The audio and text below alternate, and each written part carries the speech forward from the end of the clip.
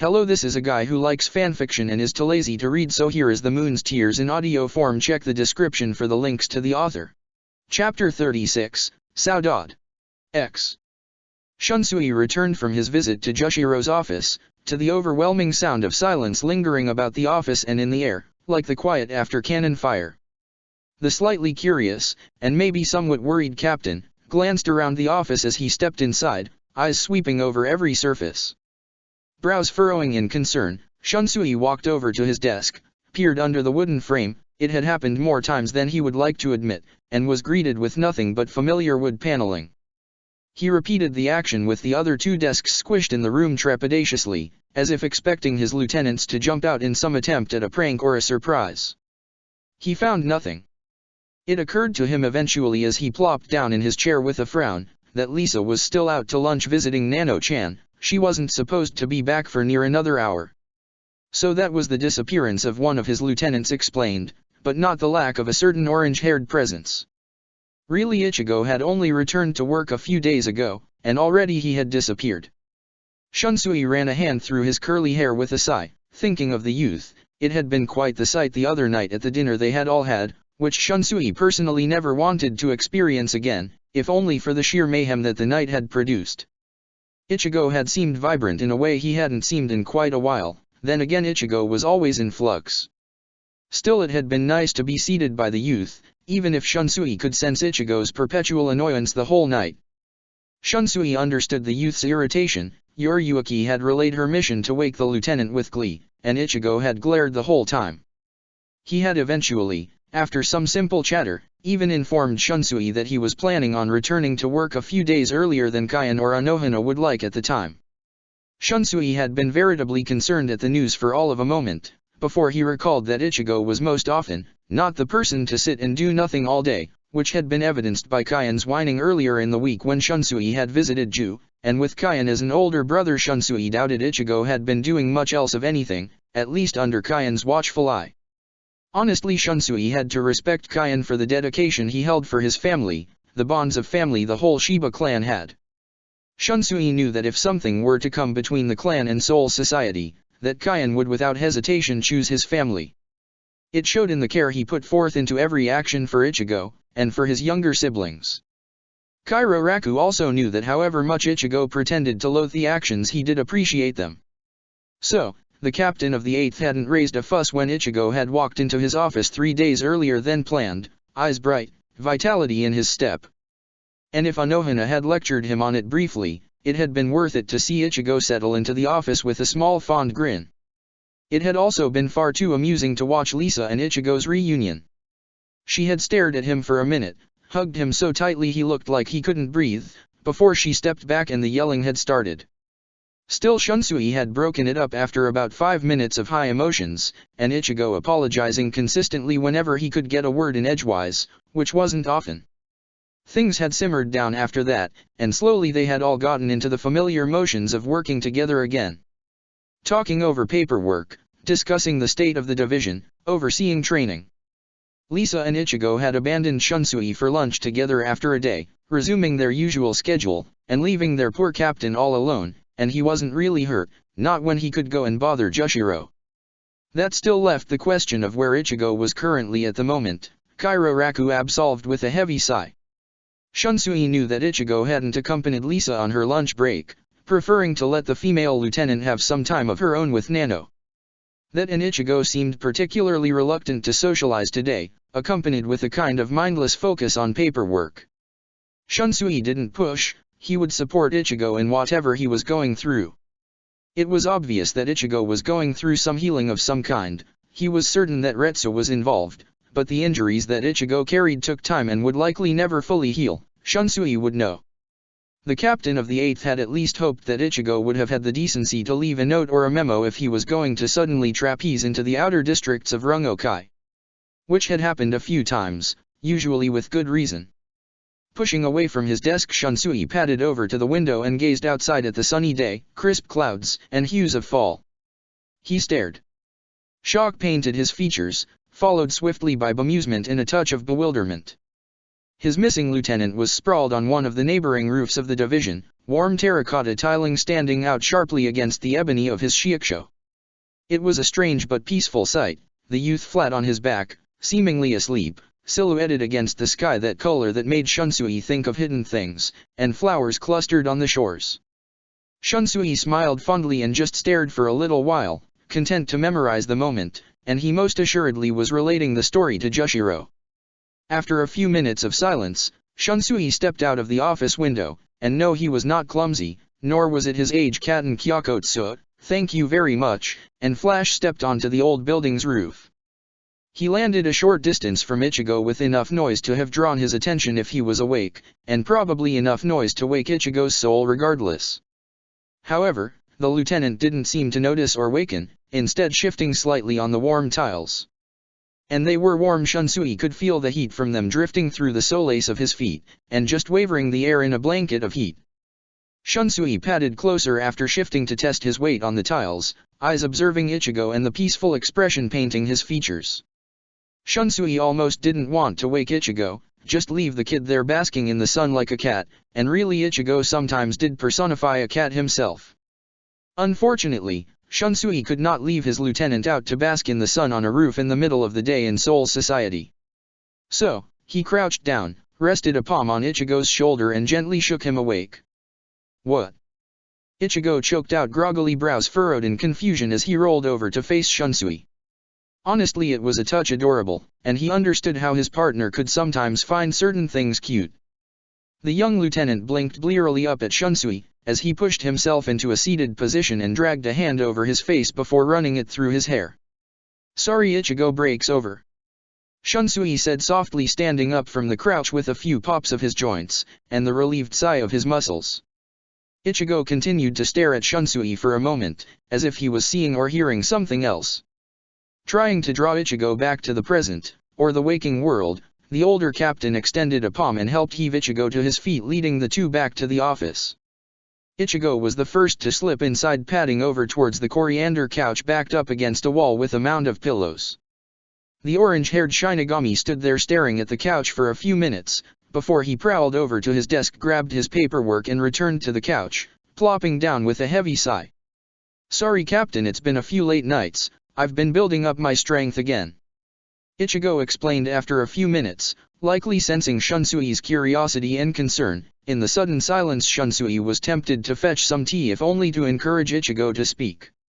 Kairaku accepted the apology with a fond warm smile and a nod directed towards his lieutenant, silently disagreeing with the youth's want to build up strength.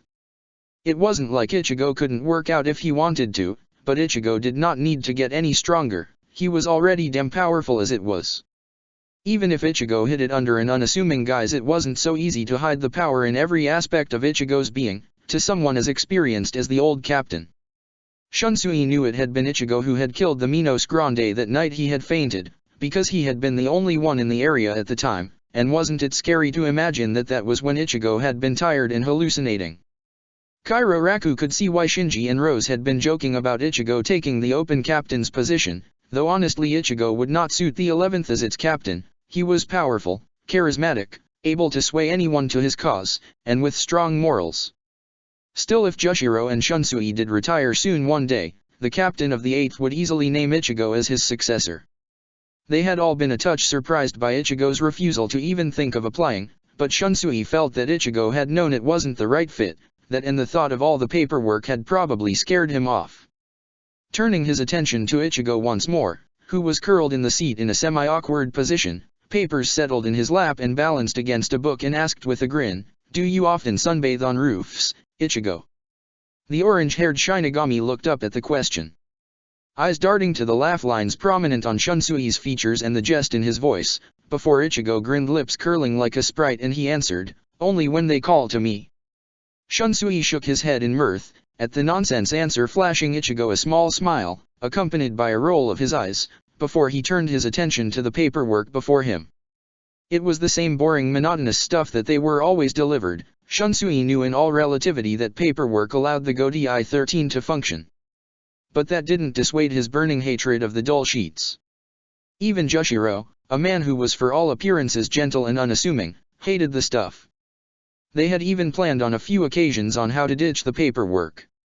Shunsui still had the burns on his thigh from their one bad attempt involving a touch too much fire, and maybe not enough control.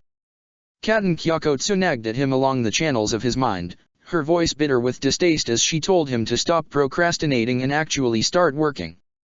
He could hear the fondness underneath the haughty tones just fine, as he set to work briefly skimming a document on transfers to his division. "Hey Teiko." Ichigo's quiet voice broke the companionable silence that had developed between the two as they continued to work, dutifully filling out paperwork. Shunsui looked up from a particularly bland sheet to glance at his lieutenant. Ichigo was still curled in a position that Shunsui would never find comfortable, but his head was turned towards Kairaku and there was a sort of seriousness to his features. "Yes, Ichigo." Shunsui responded with a raised brow and a sharp hand gesture for the youth to continue. Ichigo pursed his lips and crinkled his brow for a moment before he asked, "What was it like when you revealed your dual blades?" Shunsui mused. Out of all the things Ichigo could have asked, he hadn't been expecting a question relating to his Zanpakuto and their rather dual nature. The captain of the 8th looked at his lieutenant, assessing the reason behind such a question. Ichigo stared back, eyes open as a young child's, and Shunsui could see an honesty behind the question. So, he considered his answer. It had been strange the first week where Jushiro and Shunsui had found out the nature of their Zanpakuto, one full hectic week. Where they were shepherded under the Suteiko's care, and rumors traveled faster than the Flash Goddess herself as if carried by light itself. It was a strange experience, Ichi. Some things changed for us in major ways, like our schooling. We received a lot of attention from the nobility, and there was some discord between the regular students and us. But people accepted it as a fact of life within time. Shunsui answered with a faded smile, eyes nostalgic as he thought of the past. He looked up and caught a brief smile on Ichigo's own lips, fleeting and fond, but there nonetheless. Shrugging his shoulders, and rolling them with a crack, Shunsui settled back into his chair prepared to continue with the paperwork, eyes carefully tracing his lieutenant. "What would you say was the hardest thing about learning to fight with a dual-blade Zanpakuto?" Ichigo asked. Shunsui studied his lieutenant again, noting a deep curiosity and pensiveness painting his features. Shunsui wondered what the youth was thinking of, but happy to help him in any case, Kairaku replied, "It's a great balancing act, and if you've noticed, Ju and my blades are very different, so we had to find our own unique individual fighting styles. We also had to learn to connect with both sides of our bodies and blades." The orange-haired Shinigami nodded at the answer, running a hand through his hair. Ichigo paused and settled for a moment. Shunsui assumed the youth was satisfied, at least temporarily, and reclined in his seat, debating the merits of abandoning the office to visit Ju again, rather than sit in the clustered space. Hypothetically, if one wanted to improve their techniques or whatever with dual blades, how would they do so? Ichigo asked tentatively, hand reaching up to scratch at the back of his head. Shunsui stared, really stared long and hard, and really wondered. He had always thought of Ichigo's decision to join his division, why he had finally decided that of all people Shunsui was the right fit. His division was one without a main speciality, known for being a laxer division, but able to help in unique Zanpakuto, as with Jushiro, having experience with one. Still, he was sometimes left wondering what would have had happened if the youth had joined Shinji's division. He had wondered why out of all the options Ichigo had chosen Shunsui, who was a totally cool guy. He ignored her snide comment. He did not have the other benefits that some divisions shared, at least for Ichigo. He understood Ichigo's reluctance to join his brother's division, and on a baser level he kind of understood his refusal of Shinji's offer. The blonde at the time had already been dealing with Jin, a child protege who seemed to rub everyone the wrong way, and Aizen, who just seemed to lurk with something beneath the surface. But now he wondered if the Shikai Ichigo had paraded around with for years was his actual Shikai. What reason could the youth have to hide something like that? It was a well-known fact throughout most of Seoul society that Ichigo was powerful, at least to those who knew of him. Perhaps it was for that reason Ichigo had hidden it? Because if he had revealed a dual blade he would have received even greater attention, and potentially in a war state of mind, it would lose an advantage over one's enemies. Still, Shunsui wished Ichigo would have told him, but he valued all the same that Ichigo felt like he could trust Shunsui enough to ask questions that were basically a confession. Thinking of questions brought his attention back to Ichigo's question. How did one improve when it came to using a dual blade? Shunsui furrowed his brow for a few minutes, thinking over his own answer and consulting Katen Kyokotsu. Eventually Shunsui turned to his lieutenant, considered the honesty in Ichigo's eyes and replied, "The best and perhaps most efficient way is to learn from one's Zanpakuto. However, another technique is to study or speak with other dual wielders, see how they handle their blades and movements." Ichigo beamed back at Shunsui for the little smile he had stolen, as Ichigo shifted in his awkward position on the couch. Ichigo laughed softly at some hidden joke scratching at the back of his hair again. His gaze darted towards Shunsui and then away again for a few minutes before he opened his mouth as if prepared to reveal another life-changing fact, which was a trend with Ichigo. Before Ichigo could ask or tell, however, the door to his office slid open with all the frigidness he could expect from her. Lisa stalked inside, glared at Shunsui, probably because she felt like it, and settled at her desk. She briefly waved to Ichigo with a small kindred kind of smile before she pulled out a veritable stack of paper and attacked it with her usual fervor. Shunsui looked at Ichigo, concerned about the unasked question, but received a reassuring smile in return. There was a braveness, like flint, to Ichigo's eyes, and Shunsui wondered with an amused sigh what act Ichigo would pull out next to surprise the rest of the world. He looked down at the paperwork and groaned in an entirely different sort of manner, wishing he could theorize and fantasize all day. Instead he received a harsh glare from Lisa, and a pitying smile for Ichigo. Really, his lieutenants were too good to him, at least when they didn't disappear for months. Ichigo was sitting on the roof, staring at the moon and the surrounding night. It was a wispy kind of night, with lingering clouds like beads, and a pleasant vitalizing chill. Nonetheless, Ichigo was sitting on the roof of the Shiba mansion. He was making a strange habit of the activity. Kyan observed this from the window of Kukeiku's room, where he had been speaking with his younger sister about idle things, really, catching up, and just aimlessly chatting. He had drifted to the window frame after a few minutes, and then he had seen Ichigo. The lieutenant had been shocked, damn near enough to feel like he was receiving a heart attack at the sight. Ichigo resting on the roof, staring up at the sky, illuminated in its light in an ethereal way. Though outwardly he shifted minutely, eyes sharpening beneath furrowed brows. Kyan sighed, thinking of Shunsui's words earlier in the week, about catching Ichigo sunbathing on one of the roofs near the 8th Division.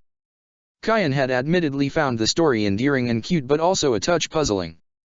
He turned with a shake of his head, and Kukeiku must have seen it on his face because she shook her own head in amusement and made a gentle shooing motion with her hands. Kyan beamed at his sister, his wonderful, beautiful, understanding sister, placing a chaste kiss of gratitude on her cheek before he whisked out of the room and towards Ichigo's. Kyan stood outside the door for a minute, wondered what he was supposed to say to Ichigo out of the blue, or rather darkness. That he should have been sleeping? It was already quite late at night. Kyan had only recently returned from the late shifts he often pulled. Kukeiku had been up on a sudden whim to learn some rungokai thing, or maybe it was a new recipe for fireworks. Maybe it was the sleeping pills? Regardless, the sentiment remained that Kyan was going to talk to his younger brother. With a shot of Nejibana's strength, he pushed open the door and glided into the room, pausing at the open window and mess of paper littering the floor of Ichigo's room. Really, when was the youth going to learn? Kyan thought with an amused sigh. It was often that way with Ichigo, deep and thoughtful about the universe, life, everything above and below. Except for the little things, like closing the window so his floor didn't become a piece of art, with scrawling scripture. Shaking aside his thoughts, Kyan carefully paced towards the window, pausing at its frame to crane his head out to the side where Ichigo was lounging unawares, or at least appeared to be. For a minute, he minutely wondered how Ichigo kept getting to these locations, as he dubiously looked at the steep incline. After a minute of consideration, the clan heir climbed out of the window, solidifying the air under his feet with Reisu. He carefully walked till he was hovering just over a portion of the roof that looked like it wouldn't give way under his weight. Setting down soundlessly in the echoing night, Kyan carefully and with distinctively more noise made his way to Ichigo, who was now visibly awake.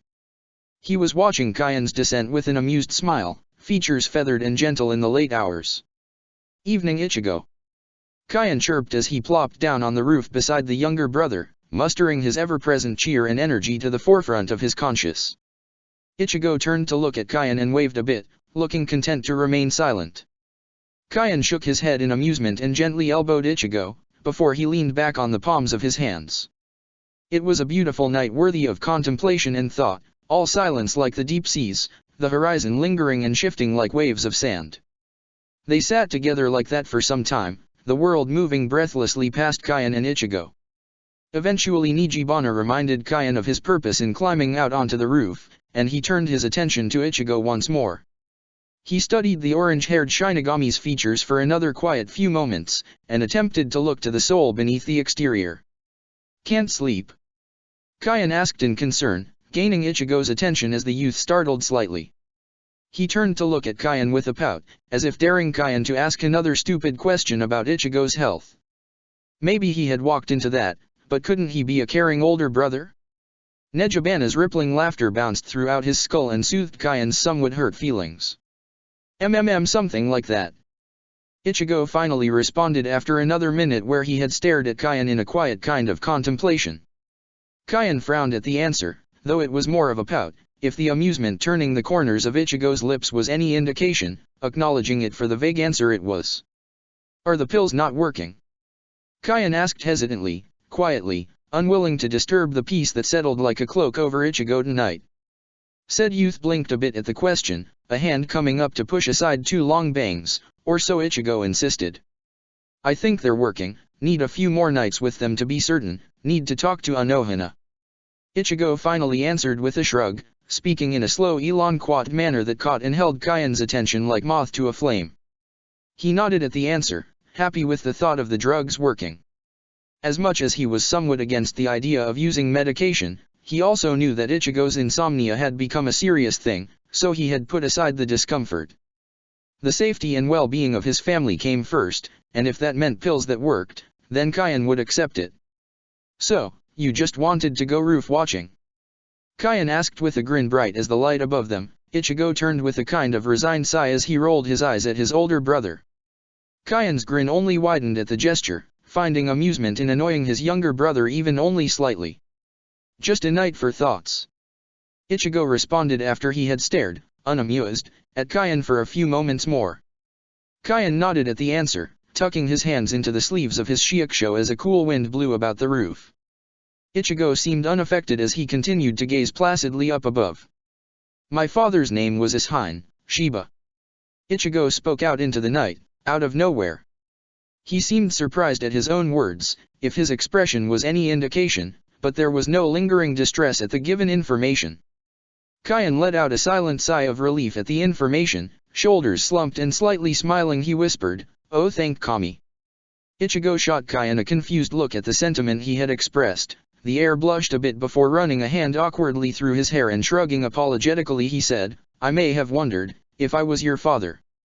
Which was trippy enough of a thought in itself. But then the thought of how I appeared in the human world, who I married, still is Hinjia. His younger brother blinked at Kyan's ramblings, before a wide mischievous grin split Ichigo's features, and before he could feel a hint of trepidation Ichigo was laughing softly. Hand pressed to his stomach, another muffling the sound of his mirth. "Hey, it was a valid thought. You look exactly like me, Arashiba," and, still it was a valid concern. Kyan protested as Ichigo's laughter began to die down. Before the youth could completely calm down he was laughing again, fluttering noises and his chest heaving. It had been a valid concern of Kyan's because really there had been nothing to indicate anyone else as Ichigo's father within the timeline.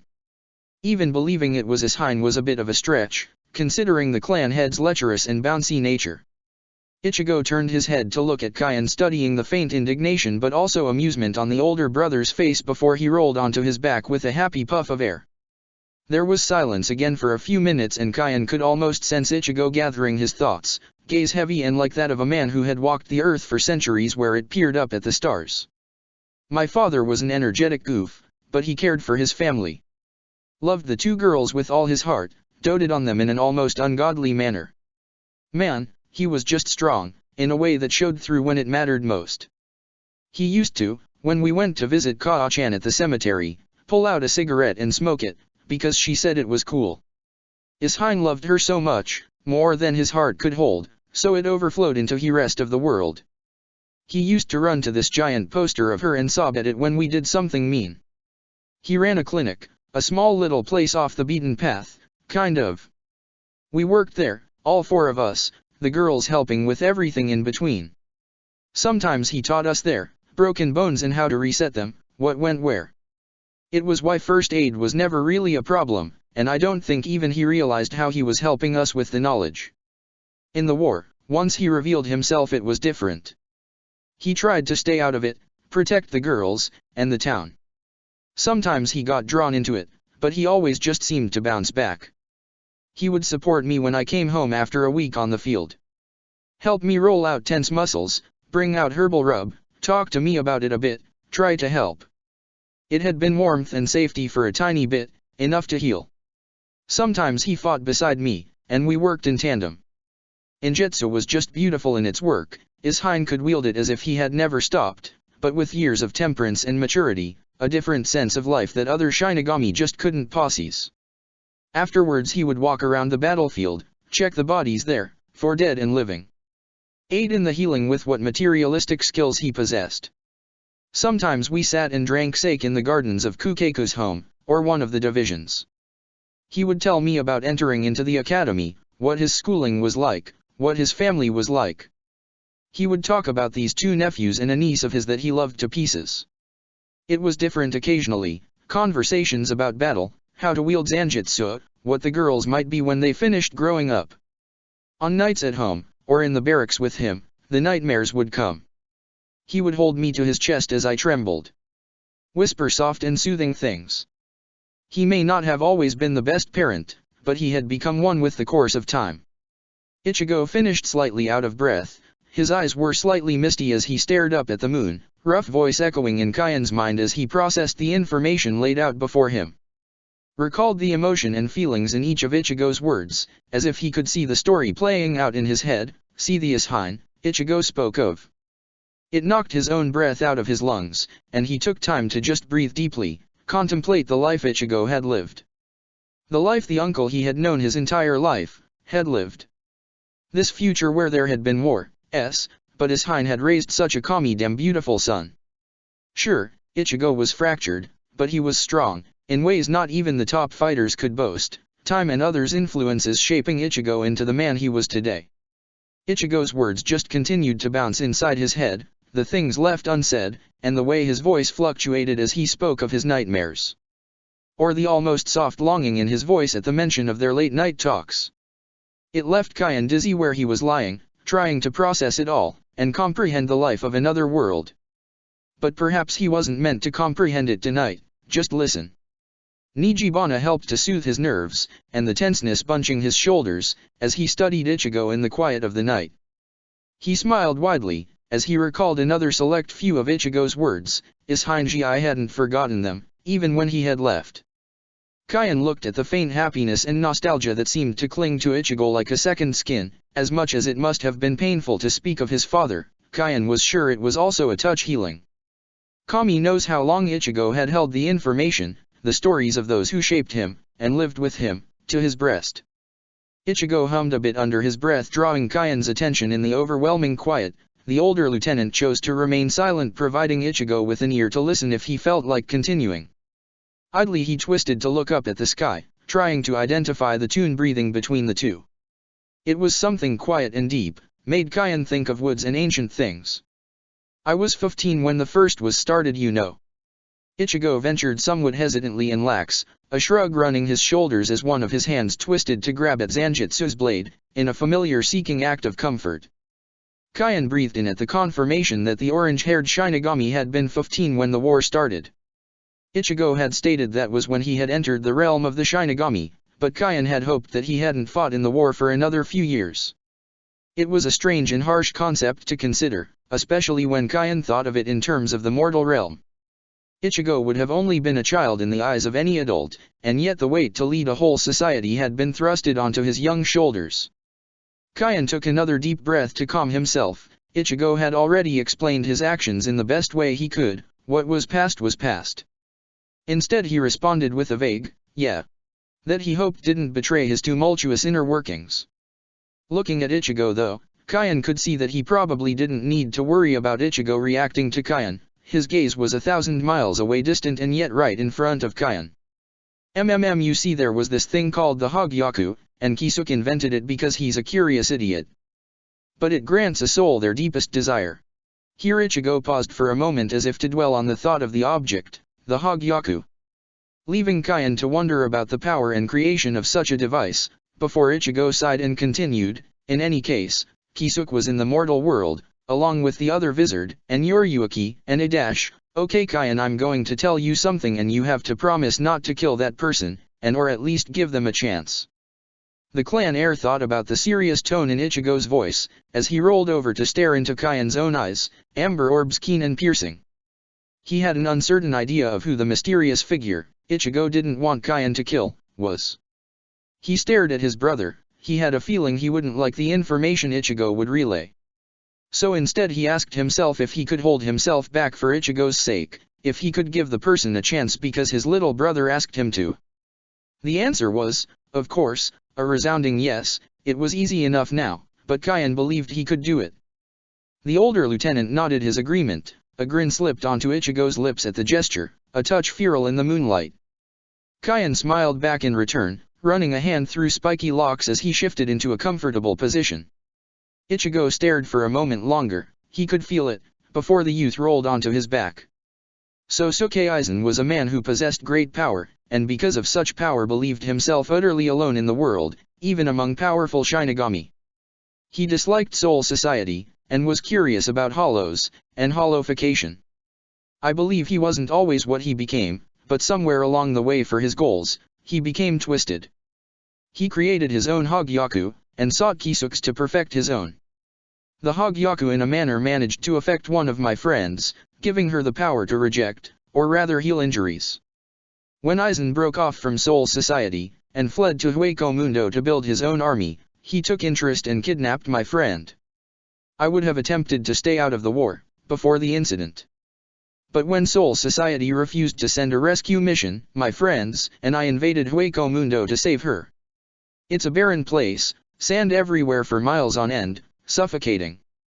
The sky is just as endless. We met a child like Espada, and 2 others. Later they would become valuable allies, but at the time they were quite annoying, but Neliel was kind of cute. 2 Shinigami who I knew from a certain invasion of a certain society, joined us.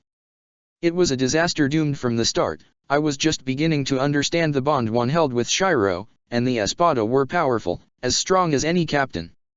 At one point, I was literally slain by one of the Espada. I died, but was saved ultimately by Shiro. Though I'm told what happened afterwards was terrifying, a fully hollowified form that was mindless instinct. At that point while we were in Hueco Mundo, Aizen chose to attack the human world. He did this in order to create a key to the Spirit King's realm. He wanted to kill him like Bach and create a new world, but well, forewarning, it's a very bad idea to kill the Spirit King, kind of destroys the whole world. I don't think Aizen expected the battle to last as long as it did, maybe a week max. I don't think in the beginning he wanted mass casualties of warfare. Instead we met his opposing forces head-on. Something must have pulled him back, some warning or whisper. He retreated. From there it was opposing invasions, attacking the white sand of Hueco Mundo. Defending Soul Society from the multiple Garganta that appeared near daily. It just stretched on in the way war does, at a standstill. There were times when it wasn't all bad, sometimes the battles were senseless and easy. Shinji would always challenge me in those, see who could pull out the flashiest maneuvers. I usually won. Sometimes Chad and I would be sent on overseas missions. America was a right riot, or just to the mortal realm for certain tasks, like Kisuke and his never-ending inventions. As part of the war effort, sometimes Byakuya and I would walk through Rungokai to try and bolster morale. I was infinitely better at it than the noble, who in my time still had a stick up his ass. But he was still helpful. Renji and Rukia always liked to drag me out to the bars at night, and because I didn't drink they liked to get piss-ass drunk and make me take care of them. But Renji was like a brother to me. We bonded over our love of fighting and the adrenaline. Rukia, Kami, she was just a pivot in my life. I think I mostly considered her a sister, but it's hard to describe our bond sometimes. Uriah loved to try and fix our clothing, and by fix, I mean add certain aesthetic additions. We always had to watch as he sewed everything up, but man, he was killer with a needle and thread. Eventually during the course of the war some of the Espada joined us. Neliel had always been on our side really. Her resurrection was incredibly powerful when unleashed, but most of the time she was a small child. Starkey and Lilinette, when they got tired of Aizen, joined too, but really just wanted to chill. Shunsui and Starkey always had this weird rivalry, where it was like they were trying to outlazy each other. Even though it was an incredibly passive-aggressive thing. Grimmjow was a loose cannon, who kind of just appeared where the bloodshed was and fought where he felt like. Zaraki and Grimmjow kept challenging each other, but one captain or lieutenant always endeavored to intervene before they could destroy Soul Society. Haribel joined us after the death of her fraction. She was cold, but underneath she held a real gentleness. Once, when there was a lull in the war, I had been running negotiations between the Espada and the rest of Soul Society for a week, maybe 2. I was walking to my temporary barracks when I was snatched out of an alleyway. When I could see again, I was in a warehouse with the Espada and the Vizard. It was a strange kind of party, the weird misfits of Soul Society and Hueco Mundo, but man, what happened that night? Ichigo paused for a moment, an easy light smile curving his lips, and his eyes were mirthful, sharing some hidden secret. Kyan couldn't help but smile at the expression, idly wondering what had happened at the party Ichigo spoke of.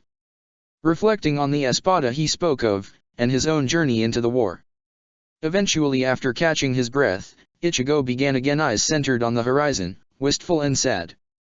All that time I was struggling to gain power, become strong enough to defeat the megalomaniac. But it wasn't working. His mastery over the Hogyaka grew stronger as each day passed. He appeared less and less on the fields, but more so in horrifying creations. But when he did appear, the field was caked with the blood of our side. We needed an end. Ishin offered me a way to do it. A final form that could defeat Aizen, but at the cost of my powers.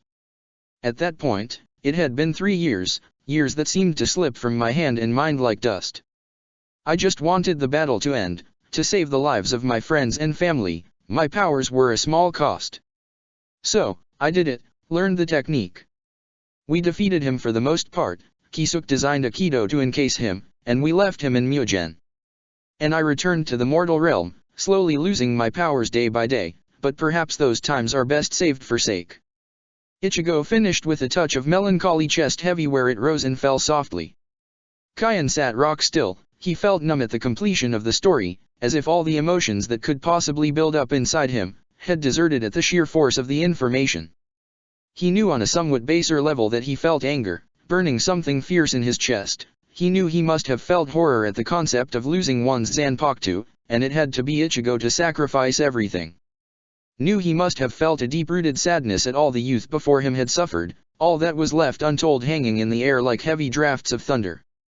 Instead he felt numb, as if there was a complete disconnect.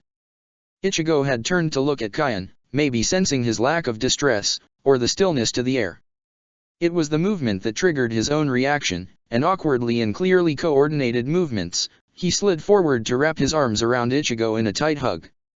It was an awkward angle, he could tell from the way Ichigo's arms shifted across his back. But Kyan couldn't muster the energy to care. Right now he was trying to pour his feelings to Ichigo, in a way he knew would transfer better than words. His younger brother eventually slumped in Kyan's arms after a moment, where Ichigo always remained stiff at contact. The older brother thought he could feel Ichigo shake in his arms, but it could have been his imagination. Instead, he tried to convey the sorrow he felt that Ichigo had had to fight a war. There was some elation in there too. The way Ichigo spoke about his friends, or some espada that just caught in his breath and made the night flicker briefly. Kyan couldn't offer advice like Anohana could. He couldn't advise Ichigo on how best to deal with what he was feeling. But he knew his own strengths and he knew Ichigo. He pulled back slightly, pushed back the bangs hanging over Ichigo's face like dreads, and smiled softly. Ichigo looked up, blinked a bit before an amused and exasperated smile settled on his features. He reached up and carefully wiped at Kyan's cheeks, gathering cool liquid that pooled there. The older brother blinked in muted surprise, having not even realized he had been crying, a stunningly hard thing to miss. Ichigo laughed at the puzzlement on Kyan's features and muttered under his breath, "Stupid idiot, no need to cry over me." Kyan laughed in response, and reached up to ruffle Ichigo's hair, which earned him a swat and a pout even as Kyan replied, "But you're my favorite person to cry over, Ichi." The orange-haired Shinigami huffed and shook his head, rolling his eyes repeatedly and mouthing something about annoying older brothers. Kyan faked mock her, placing a hand over his wounded heart. Ichigo just shot Kyan a bland look, and he dropped the act to gently bump his shoulder against Ichigo's. The youth repeated the gesture, gaze traveling back to stare at the sky. The endless horizon blanketed in darkness with the occasional light like a firefly in the darkness. Feeling that Ichigo was better now, Kyan grinned and leaned back a bit. He debated sharing a story of his own, to the amusement of Nijibana, who was subdued in the presence she left in his mind, thoughtful and quiet in the moonlight. Eventually he decided that it was only fair, considering the stories Ichigo had himself shared. Before I attended the academy, Kukeku, Genju, and I went on a sabbatical of sorts. We went and visited Rungokai, stopping off at whatever relation was nearby. It was a chance to explore and satiate my wanderlust. Genju had it too, but I think it's less severe than the both of us. Anyways, we walked, traveled, talked to the locals, experienced the culture they boasted, the tiny markets that only opened on Sunday. It was just a spirit-opening trip. I could just see things that I'd never really seen or experienced. I didn't know at the time what I really wanted to do. I felt I had to be a Shinigami for the clan.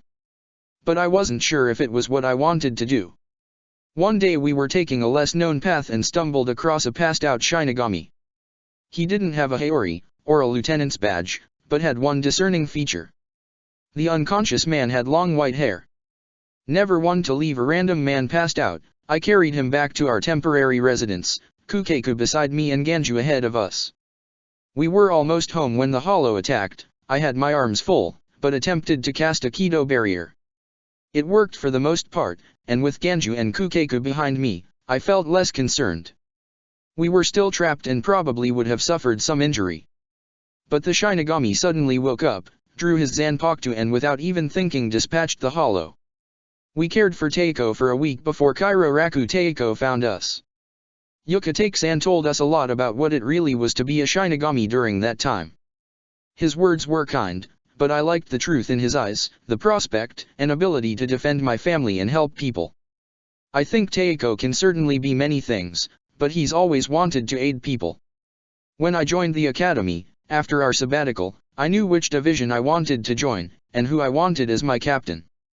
Kyan finished, voice a touch hoarse from all the speaking, and maybe emotion too.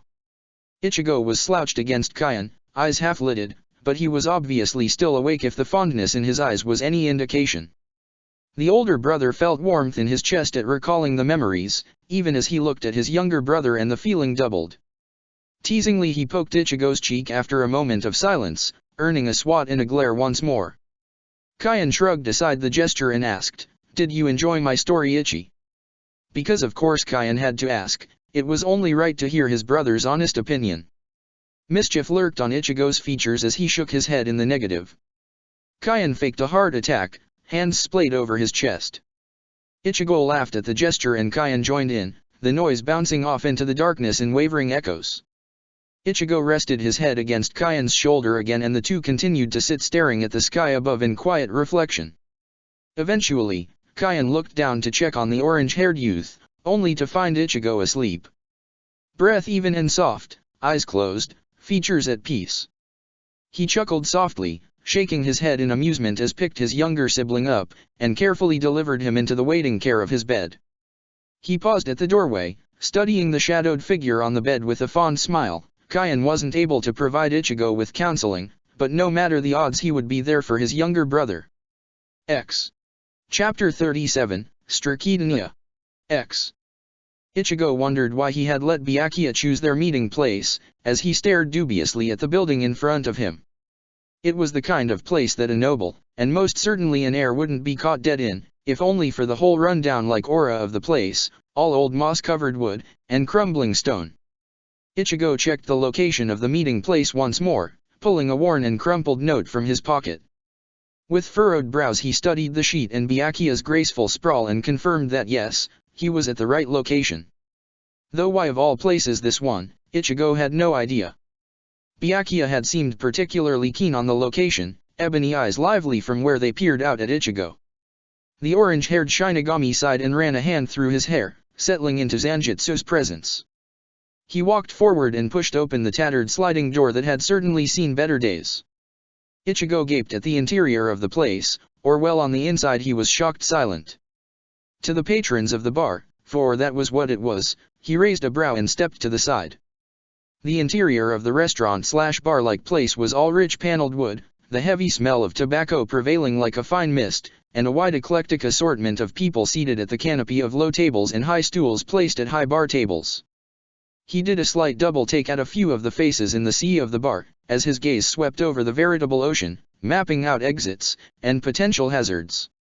Some things were familiar but in a modern sense, far-reaching from the time period he now resided in. Ichigo supposed this was a product of the time manipulation caused by the Danga precipice that Kisuk had spoken of, that or one of those weird out-of-time spots that just appeared everywhere once in a while. Finally, landing on the familiar spring of light off of Kenseikin, Ichigo padded over to Byakuya, who was nursing a cup of tea, or what he supposed was tea, to his chest. There was a distant kind of thoughtfulness to his gaze. The heir to the Kukaki clan startled slightly as Ichigo plopped into the small secluded booth, sidled along a long wall with a thin screen sheltering them from the other occupants of the bar. Byakuya smiled at Ichigo, warm and welcoming as his hand reached out over the table to grasp Ichigo's own hand in a tight hold for a brief moment. "Hello, Ichigo," the youth said with a light kind of smile, like blossoms in the spring. Ichigo laughed softly at the gesture, not quite sure as to why, but amused nonetheless. He inclined his head and gaily responded, "Good afternoon, Byakuya." The other lieutenant rolled his eyes, whether in fondness or annoyance Ichigo couldn't care to tell, as Byakuya slid one of the menus sequestered in the corner, over to Ichigo and asked, "Have you eaten yet?" Ichigo shook his head, and Byakuya beamed and continued, "Good, the food here is to die for, well die again." Ichigo chuckled softly at the joke, throwing an accusing mirthful stare in Byakuya's direction before he schemed the menu placed before him. It was like the rest of the restaurant, a rather foreign choice of foods, combinations that even Orium would not likely have dreamed of, if only because she didn't usually cook with wild herbs found in the 45th Rungokai district. After deciding on one of the safer options, not involving questionable herbs, mushrooms were not always safe no matter the business practice, he set the menu down, and glanced up to see Byakuya curled back against his seat continuing to sip at his drink. "So, how do you find this place?" Ichigo asked with a quirk of his brow, and a touch of curiosity, gesturing slightly at the encompassing space. Byakuya chewed on his lip for a moment in thought, a moment where Ichigo did not stare, most assuredly not, before he shrugged and grinned. It was kind of an amalgamation of things. "I think Jinrei wanted to take me here, and Kami knows how he knows of the place, but in any case, I sort of stumbled upon it on my own." "Oh?" Ichigo asked, wanting to hear the story that his friend was keeping to his chest, locked up behind his eyes. Byakuya grinned at Ichigo's curiosity, no doubt taking pleasure in the reversed tables. It was usually Ichigo who was leaving Byakuya puzzled and hanging on the edge of his seat, while Ichigo taunted him with mischievous smirks and leading words. "Well, one night I was just wandering about. You see, Jinrei has recently informed me that he's going to retire soon. He is?" Ichigo interjected earnestly, pride beginning to glimmer on his cheeks at the thought of Byakuya taking up a captain's position within the Godai 13. There was a kind of happiness at the thought of his friend stepping into the position Ichigo always saw, however briefly, when he glimpsed Byakuya. Even when they had first met, stilted friendship, and Byakuya's hard-headed determination and stubbornness to become his friend, he had seen it. The way he persevered in the face of challenge, even if Ichigo usually provided said challenge, the leadership he could adapt within one breath and the next. Not to mention the skills he possessed with his Zanpakuto, which Ichigo had helped to polish. Byakuya would be a great captain in the future, wholly different from the Byakuya of his timeline, who had run his division strictly but with care. This Byakuya possessed a gentler touch. Most of the time, he could still muster the Kukaki stone coldness with ease. Byakuya glared faintly at Ichigo for the interruption, huffing a touch indignantly.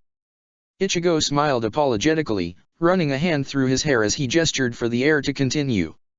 Opposite Ichigo, Byakuya studied him for a few moments, as if determining whether Ichigo was going to interrupt again, that or some other fancy before he continued. "Anyways, I felt in need of spirit, something to help settle my mind. Really, I just wandered throughout the streets, and there this place was squished in between two buildings radiating a kind of soul to it. So, I entered, and found that, as you already know, appearances can be deceiving. Ichigo nodded at the story, sharing a knowing look with Byakuya at the subtle jab, before he rolled his eyes and leaned back in his own seat. Byakuya waved over a passing server, asking for another order of what was apparently a tea, probably jasmine knowing Byakuya, mixed with sake. He was tempted to order the same, just to satisfy his curiosity of the taste, but decided against such and just ordered a chai. After the refreshments were ordered, Byakuya rattled off his choice for their impromptu lunch, leaving Ichigo to fill the silence afterwards with his own order. The waiter nodded with a flourish of the vermilion cap upon his head and strutted off. Ichigo giggled faintly at the man's walk, and the vibrancy he had displayed in every movement. Before he returned his attention to Byakuya, who was staring at Ichigo again, a soft smile playing on his features, eyes like the trenches of the ocean, deep and unreadable. In response, he teasingly waved his fingers and batted his eyelashes, just to see what reaction it would garner from his friend. Byakuya was mostly used to Ichigo's unique sense of humor, at least for the 17th century or whatever time period they were stuck in forever, but he still liked to tease the older soul. Byakuya sputtered for a moment at having been caught staring, sparking laughter from Ichigo's chest and lilting upon the air. Byakuya pouted for a minute at Ichigo's laughter, before he joined in an exasperated expression painting his features as he laughed. They settled down as the waiter returned, placing the two mugs down with a wink and a sly grin that involuntarily made Ichigo think of Yoriyuki, who flirted relentlessly. Idly he studied the mug and its unique shape. It was obviously of original make, with beautiful crenellations and a rather unique design of an ONI. Byakuya's own mug had tiny little creatures running about its frame, making Ichigo recall old animated movies from his childhood that sent nostalgia through his chest. Studying the swirling deep rose-colored liquid, Ichigo shrugged and took a sip. It was a good blend, he decided with a nod, wondering how it would taste with the addition of sake. As if sensing Ichigo's thoughts, Byakuya passed his own mug into Ichigo's hands and deftly snatched Ichigo's own patterned glass. Ichigo glared affronted and haughty for a moment in a familiar act he had adopted from Kaianoris Hine. He dropped it after a moment with a grin and took a tentative sip of the steaming liquid. It was a jasmine, as Ichigo had guessed, but with a kick that sent fire curling down his throat. Shaking his head, he sent a bemused glance Byakuya's way before he passed the mug back and took his own in return. They settled into silence for a moment, savoring the warmth of their drinks. "So Jinrei's really thinking of retiring and handing over the captain position?" Ichigo asked, pulling Byakuya out of whatever reverie he had drawn himself into. The heir nodded at the question, taking a moment to think on it before he responded in greater depth with a kind of warring weary and excitement in his voice. "Yes, he informed me a few days ago. He feels I am ready to uphold the responsibilities of the clan and the division." "Do you think you're ready?" Ichigo asked, taking note of Byakuya's careful mention of Jinrei's approval but the lack of Byakuya's own thoughts and opinions, evident only in the drawl of his voice. Byakuya shrugged in the universal gesture that indicated his vague concern and the underlying thought that how could he ever really be ready, and responded, "I'm a bit nervous about it all, but if he thinks I'm ready, then I guess I can give it a shot." "You'll do excellent regardless. Just remember you're your own self, not your grandfather. So, if you want to give the elders hell, then go for it." Ichigo reassured Byakuya, encouragement shining through honestly in his voice. He grinned in a particularly vicious manner as he mentioned the elders, always happy to trash-talk the batty old geezers. The soon-to-be clan head laughed at Ichigo's words, exhaling and tapping his fingers against the sleeve of his kimono, a simpler piece, and responded, "That's easy for you to say, Ichigo. You don't have to worry about becoming the clan head, and dealing with them all hours of the day. Besides, you just don't care shit about their words." The orange-haired Shinigami could only nod honestly at the truth delivered from his friend's lips. The orange-haired Shinigami was infinitely happy that he would never have to occupy the position as Hine held, and one that Kaion would likely hold. If ever there were the prospect of him holding the position, he would sooner run away than hold it. As if seeing it written clearly on Ichigo's features, Byakuya laughed under his breath, knocking one of his hands against Ichigo's own, to jolt him out of the frankly terrifying thoughts. Ichigo grinned at the action, as their server returned and carefully set their dishes down, leaving a few parting phrases before bouncing off. Studying the picture before him, Ichigo shrugged his shoulders, ignoring Shiro's rather vile comments that no doubt would still paint his skin red even after years, and tried the lunch. It was a spicy affair but was combated nicely by a rather sweet sauce. Looking over, Byakuya seemed content with his own food, and for a few minutes it was just the two Shinigami dining in companionable silence. "So how are you feeling, Ichigo?" Byakuya asked after a few moments, where they were able to cut their focus on the food, to include conversation. Ichigo shrugged and nodded at the question, trying to commute the complexity of the answer before he thought over it for a moment, and answered, "A lot better than our earlier meeting." "You've been getting sleep?" Byakuya asked, eyes pinning Ichigo to his seat, pulling his soul forth from his lips. Damn, why were his family and friends all so intense about his well-being? Ichigo reflected that he should be used to it by now. They had overwhelmed him during the war, and they continued to do so in a completely different timeline. "Yes, Mom." Ichigo responded with snark, earning a glare and an eye roll from the air. Byakuya stared at Ichigo all serious quiet, and asked, honestly. "Yeah, don't worry, I'm taking care of myself now, or at least as much as I can. Kion likes to help by yelling." Ichigo responded lightly and comfortingly, trying to assure his friend of the truth. He would likely shoulder the weight of that one bad decision for a long while. Byakuya nodded and settled back from where he had leaned forward, as if enclosing the space between them the intensity of his presence would procure the truth, which Ichigo supposed did veritably work in interrogation settings. Like at dinner earlier in the week, when he yelled across the table about you consuming alcohol. Byakuya questioned with an innocent smile. Ichigo nodded, a grave expression stealing over his features as he thought of the incident, and leaned forward, and with all the seriousness of the dead, which was apparently a lot, responded, "Of course." Byakuya shook his head at the over-the-top gesture, but it was backed by content and familiarity at the infamous antics and dramatics, that Ichigo had no idea he had picked up, till Uriu had commented on it one night. Silently in good humor they finished the rest of their food, with liberal amounts of tea. Idly they made light conversation about the past week, about the 6th's training schedule, how Shunsui had finally caught Ichigo sunbathing.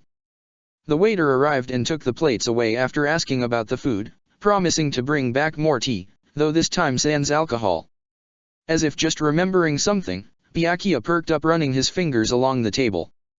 Sending his friend a curious look, Ichigo patiently, well, mostly patiently, waited for his friend to divulge whatever information rested on his lips. "Is there something you would like to share?" Ichigo asked after a moment, where Shiro's constant nagging to ask him won out. Byakuya grinned a touch triumphantly at having outlasted Ichigo, who pouted at the gesture but continued to wait on Byakuya's answer. "Well, I might have proposed to Hisuna." Byakuya started out uncertainly, ending in a fast blur that Ichigo caught nothing of. The heir, likely seeing the confusion on his friend's face, rubbed a hand over his face and repeated again a touch slower, "I proposed to Hisuna." Ichigo sat stock still, frozen. Before a very wide grin settled on his lips, and he had to resist the urge to dart across the table and pick his friend up in a great bear hug that would make Kion proud. Instead he congratulated Byakuya over and over again, watching the relief bleed across his friend's face, accompanied by a warm happiness that just pulsed through his soul. Ichigo was honestly happy for the heir, because he knew Hisuna would make him happy. Mental note: search for Rukia. They were good together, both appreciated the silence, the profoundness of life. The orange-haired Shinigami knew it had a bitter ending, as stories of life often did, but it was the happiness before then that mattered. Afterwards, if he couldn't fix it, Ichigo and maybe Rukia would be there to put the Kukaki back together again. "So how did it go down? Give me all the details," Ichigo asked with a sly wink, earning a snort from Byakuya, who laughed happily, cheeks flushed with the emotion. He studied the tea swirling in his cup for a moment before he relented and replied, "Well, have I told you about her?" Ichigo shook his head and mouthed only every other sentence, before letting Byakuya continue, "Anyways, we just, connect, as it's just, the way she smiles and looks at the sky. Life is just so beautiful in her movements. But back to proposing. Well, I got permission from Jinrei to officially court her about a month ago or so. He met her first, just watched us interact, and at the end said to me, 'There are many burdens you will shoulder. To have someone you love, people you love support you is essential.'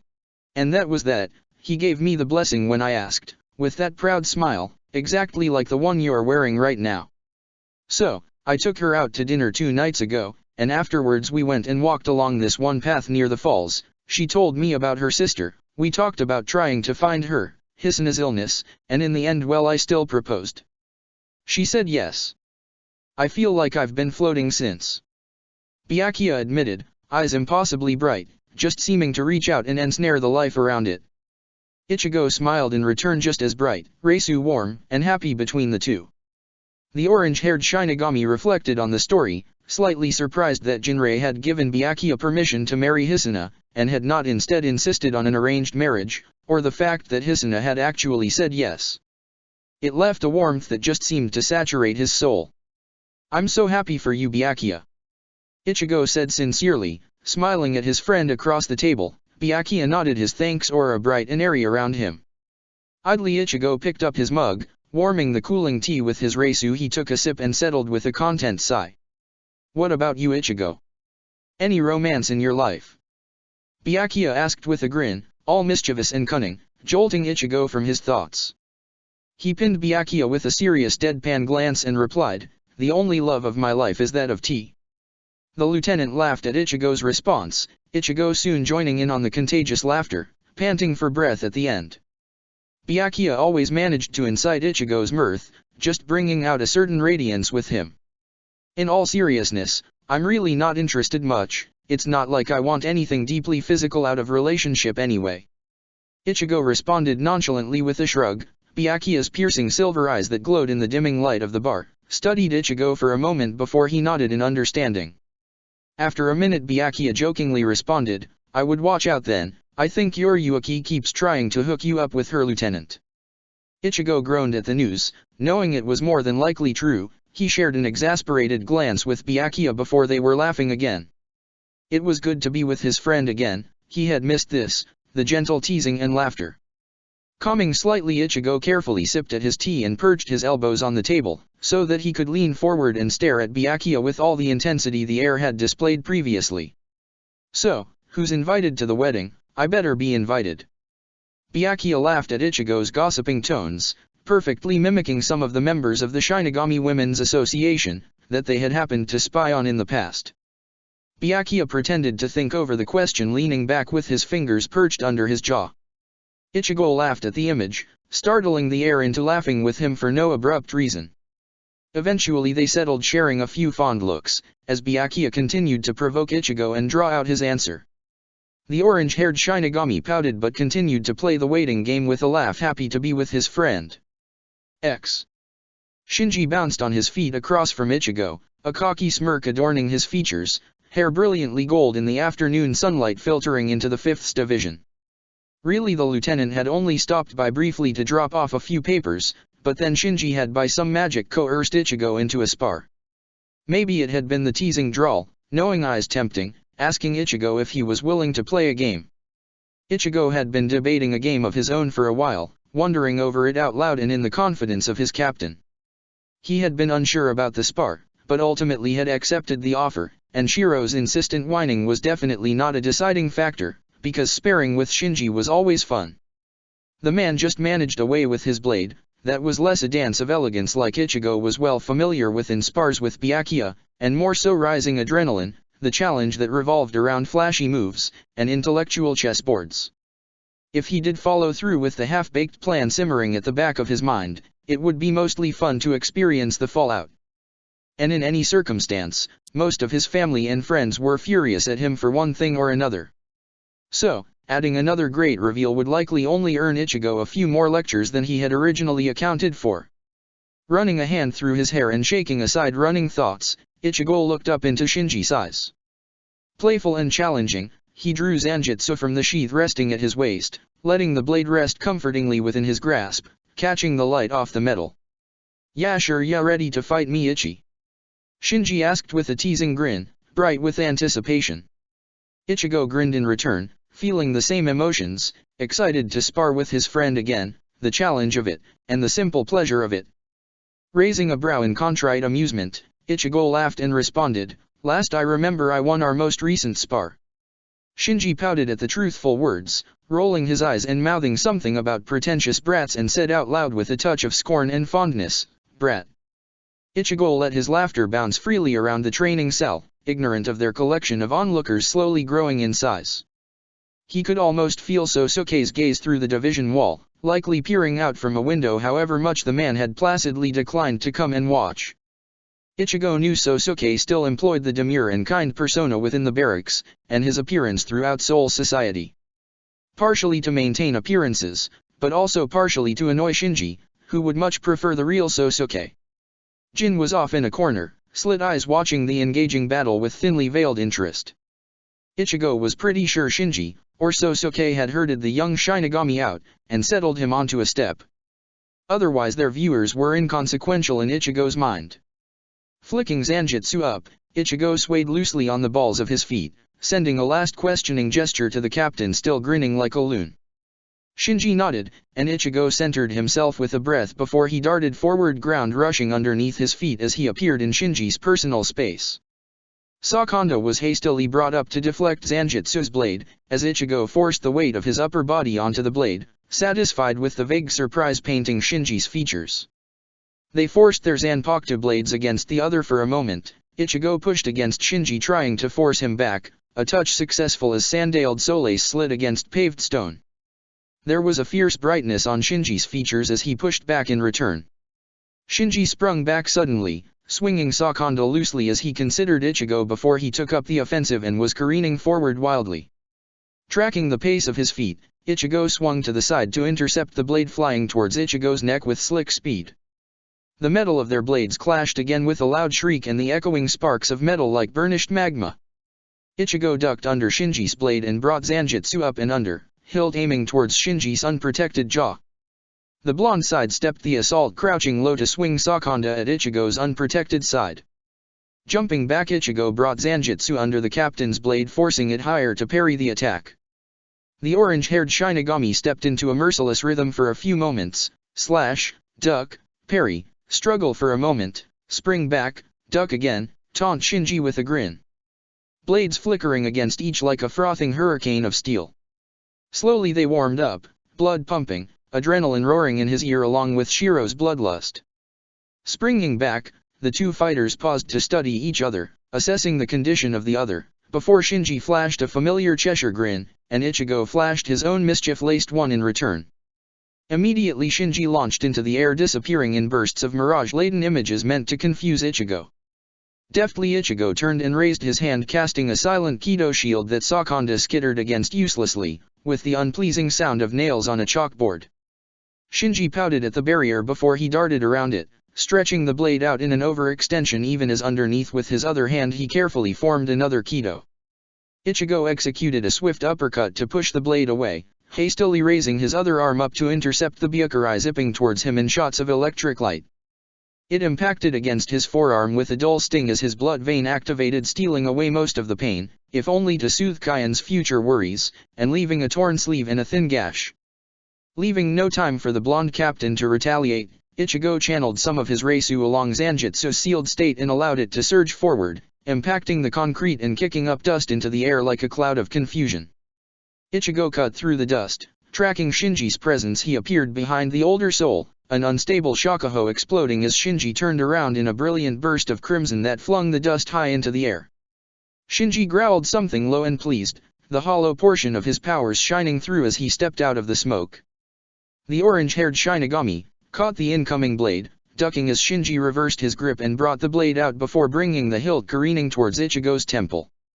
The lieutenant sprung back and kicked out with his left leg to create distance even as he attempted to analyze the tactics Shinji was employing in their battle. Idea sparking his thoughts, Ichigo darted back, waiting for Shinji to make the next move. He called out, "Keep up, old man." The blonde grinned from across the rubble-filled training area before he flew forward. Ichigo stepped aside from the fast impact, sticking a foot out to trip the sudden appearance of his friend. Shinji carefully caught himself, as Ichigo brought the dull side of Zanpakuto's sealed form to crash into the back of Shinji's next, his other hand holding a simple Hado. The blonde ducked the blow before it could make contact, but as he swung out away from Ichigo's fist glowing with a Hado, Ichigo snapped his foot to the left and caught Shinji's side. The blonde let out a ragged gasp as he darted away with a small hiss. Ichigo laughed at the sound, knowing the kick would leave a large bruise the next day. He winced in slight sympathy, though he didn't possess enough empathy to regret the attack. Not when his ribcage pulsed with a twang of pain, where Shinji had decided it a great idea to plant his fist in Ichigo's side. Heiichi, think we can go Shikai? Shinji asked with a certain mania to his face that was still light-hearted, but possessed all the darkness of his hollow side. Ichigo rolled his eyes but submitted to the request with a nod and a small smile that was all rain and sunlight. The orange-haired Shinigami watched as Shinji let Sakanda rotate between his fingers, echoing her release phrase. Ichigo quickly snapped his eyes shut. He winced at the touch of vertigo that overtook his senses and left him feeling dizzy on his feet. The lieutenant took a breath, drawing on and submerging himself in Zanjutsu Asun's presence, allowing Zanjutsu Shiro's instincts to guide him. He loosened his tense posture, swaying on his feet. He connected with his Zanpakuto and whirled and deflected the blade, splicing towards his head with a loud squawk of metal on metal. Shinji made a vaguely flabbergasted noise, and Ichigo chuckled. He wondered if the captain would ever get used to Ichigo's ability to deflect the attacks of the inverted world. Ichigo had more experience than he would have liked to admit dealing with illusion-type Zanpakuto. While Sakanda was certainly different from Kyoka Suijutsu, the concept remained the same. The senses were deceiving, and the only way to stand in such a battle was instinct, and even that was tricky. Darting to the side, as the keen whistle of a blade passing overhead. Ichigo's fist darted out in the opposite direction, briefly clipping the sleeve of Shinji's shiakusho before he pulled back and resumed his balance on the balls of his feet. Shinji pounded Ichigo with a flurry of attacks, darting soft whispers of cloth, and Shiro's presence guiding his arms, narrowly blocking the intense strike with pressure that felt like a hurricane at times and sometimes soft as western skies. Occasionally he opened his eyes for a moment, reveling in the challenge it presented. It was a unique way to train his senses and his mind. He had to focus on moving his blade in the opposite direction he was expecting. Shinji slipped forward on Ichigo's left and he carefully brought his blade out to the right to intercept the swing, ducking into a lower stance for stability. Their blades clashed with the grind of metal, and Shinji swayed behind the blade. Ichigo quickly reversed Zanjutsu down and outwards in his hand, allowing the blade in the inverted world to swing upwards and in. The blonde grinned and commented in the tight-closed spaces, "Ya dem protege, aren't you, Ichigo? Figuring out how to fight in my inverted world with ease." Ichigo just smiled innocently at the question, reflecting as he pushed Sakanda closer to Shinji's chest, that in some ways when he had been a youth it had seemed that way. Instead he channeled Reisu along his blade, leaning forward, and said, "When I've fought your Shikai well over 10 times it's easier. Tell that to the first 2 times we fought." Shinji yelled back as he ducked away and darted off, circling around Ichigo. Ichigo hastily brought Zanjutsu up behind him, catching the incoming blade. He kicked his back leg out in a low side sweep and pivoted on his other foot in the opposite direction to end up facing the blonde again. It was like a game of cat and mouse, where Ichigo was left blind as a mouse and the cat, Shinji, who personified the animal quite well, could strike out at his fancy. But it was fun nonetheless, the overbearing rush of adrenaline, the thrill in trying to predict and combat Shinji's attacks. "Oichi gonna bring out Zanjutsu, or ya gonna keep playing with the little toy?" Shinji jeered with a laugh, all light mocking amusement, as the blonde brought Sakanda in an overhead strike that Ichigo blocked at the last minute, bringing Zanjutsu up with fluid ease. Shiro cheered in Ichigo's ear for him to succumb to the pressure, and his thoughts of late. Asun echoed it with whispering reassurances. Ichigo had wanted to reveal Zanjutsu. He was tired of hiding his blade, the wonderful product of his soul that carried his strength. Tired of always having to modulate his power to such an extreme so that he could maintain a blade that felt unsure in his hands. Ichigo had already made peace with the consequences. And sometimes it was the time to throw caution to the wind. Backing a few paces away from Shinji, Ichigo flashed the blonde a knowing grin, and brought the sleek blade out to point forwards in front of him. Channeling his Reisu along the blade, Ichigo laughed at Shiro's glee, and Asun's content, as he called out, "Tear the heavens asunder Zanjutsu." The dust from the rubble, no doubt littering the sparring area, was thrown into the air, thick as winter's frost, blocking everyone's sight. Ichigo smiled, fond and like the sunshine on early mornings, as the familiar weight of Zanjutsu rested in both of his hands, the large and small blade balanced perfectly. With a swing of Asun's smaller Kyber blade, the dust cleared and Shinji across from him, stark in his shiakusho against the still pumice of white from the dust, grinned, his hollow reflected in the wide curve of his lips. Ichigo thought he could hear the gasps and feel the shock of the audience at his sudden dramatic reveal, but it was lost in the moment of battle. The captain casually swung Sakanda in lazy circles, easily dropping the inverted world with a laugh that Ichigo recognized as anticipation, feeling the same emption kindling in his own chest. Crossing Zanjutsu's dual forms before his chest, he pulled his Reisu into the blades, crackling and vibrating in his hands. He sent the rampant energy forward, racing across the debris-littered ground towards the blonde. Shinji hastily cut Sakanda upwards to catch the Reisu as it dispersed around the blade in a terrifying display of crimson and ebony. Shinji darted from under the remaining dredges of the Getsuga Tensho, letting it pass harmlessly overhead where it dissipated upon contact against the surrounding walls. Ichigo watched the blonde approach from the right, and as the blonde leaped, the lieutenant turned and raised the Kyber blade to the left, catching the outside strike on the blade. The infamous Cheshire grin was still there as Sakanda slipped away from Asen's smaller blade and slashed in a rapid blinding wide arc towards Ichigo's neck. Ichigo ducked evenly and turned to the right, to block where the blade had suddenly appeared, Shinji's face close to Ichigo's own as the blade caught against Shiro's blade, arced over Ichigo's head. Few had probably even realized Shinji's ulterior form of his Shikai, the inverted world turned inwards. Shinji was able to switch whatever angle he was fighting from in an instant, an inversion of where he was previously aiming. It allowed for a nasty surprise in battle. However, Ichigo had learned how to combat it for the most part, though the blonde never ceased to surprise. Ichigo ducked and released the larger blade, lunging low to the ground to appear in Shinji's personal space. He brought up the Kyber blade, aiming for Shinji's neck.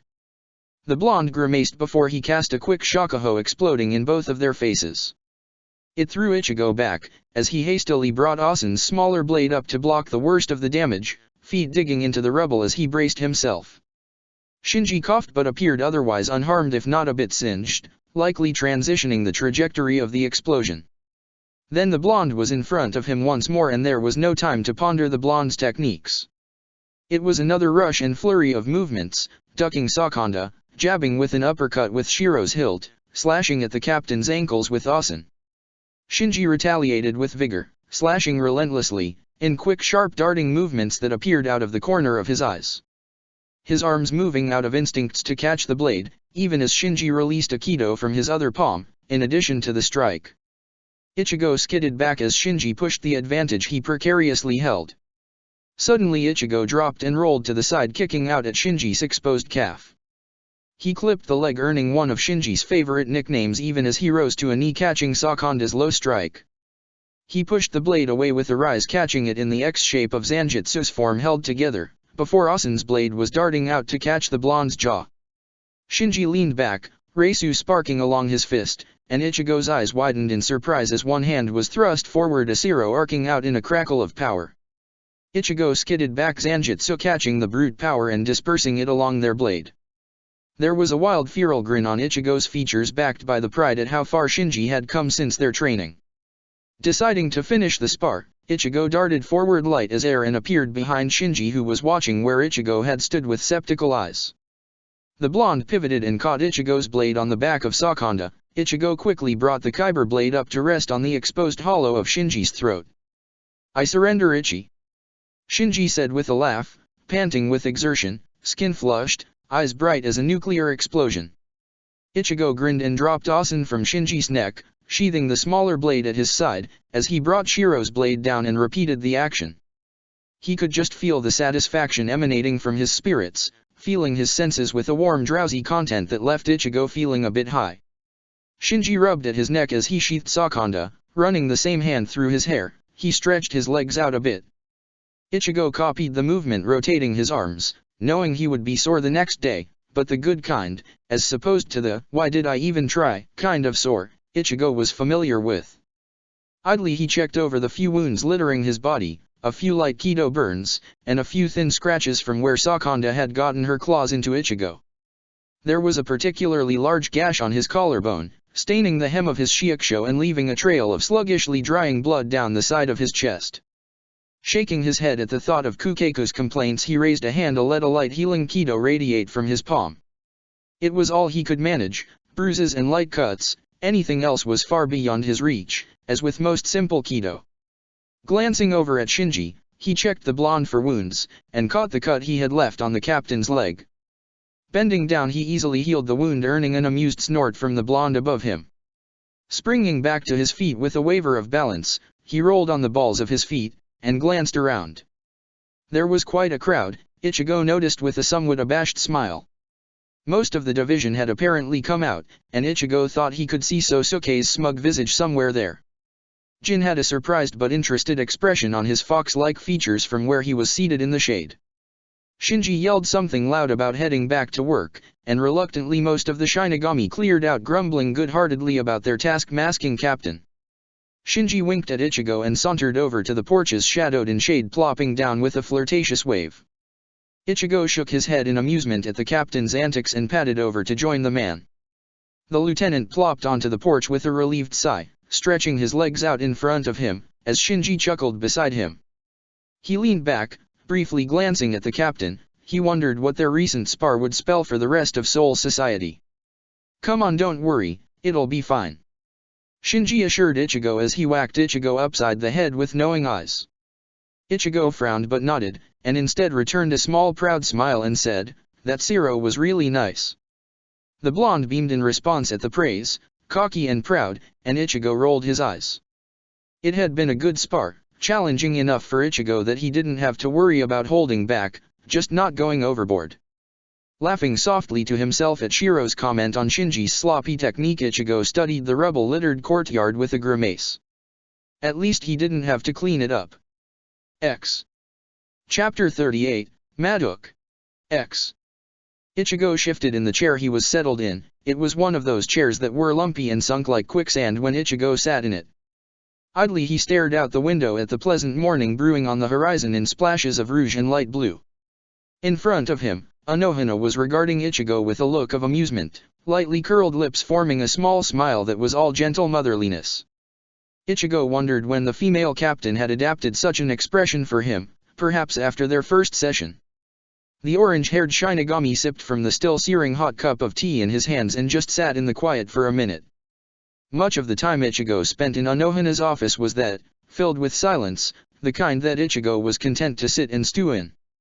It was just a silence that was there like the air, lightened with the occasional thread of the female captain's reisu.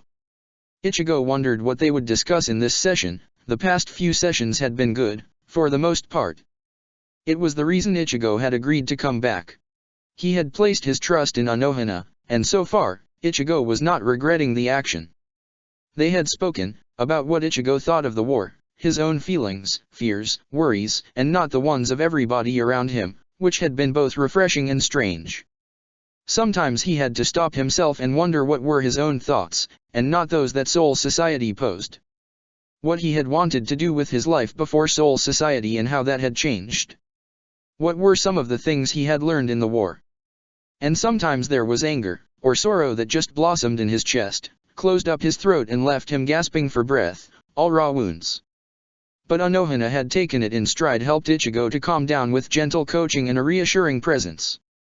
Just the same, it felt like he was walking out of a darkened room, one that Ichigo had pulled the curtains aside to shine light within, but had never found the opportunity to step outside of it.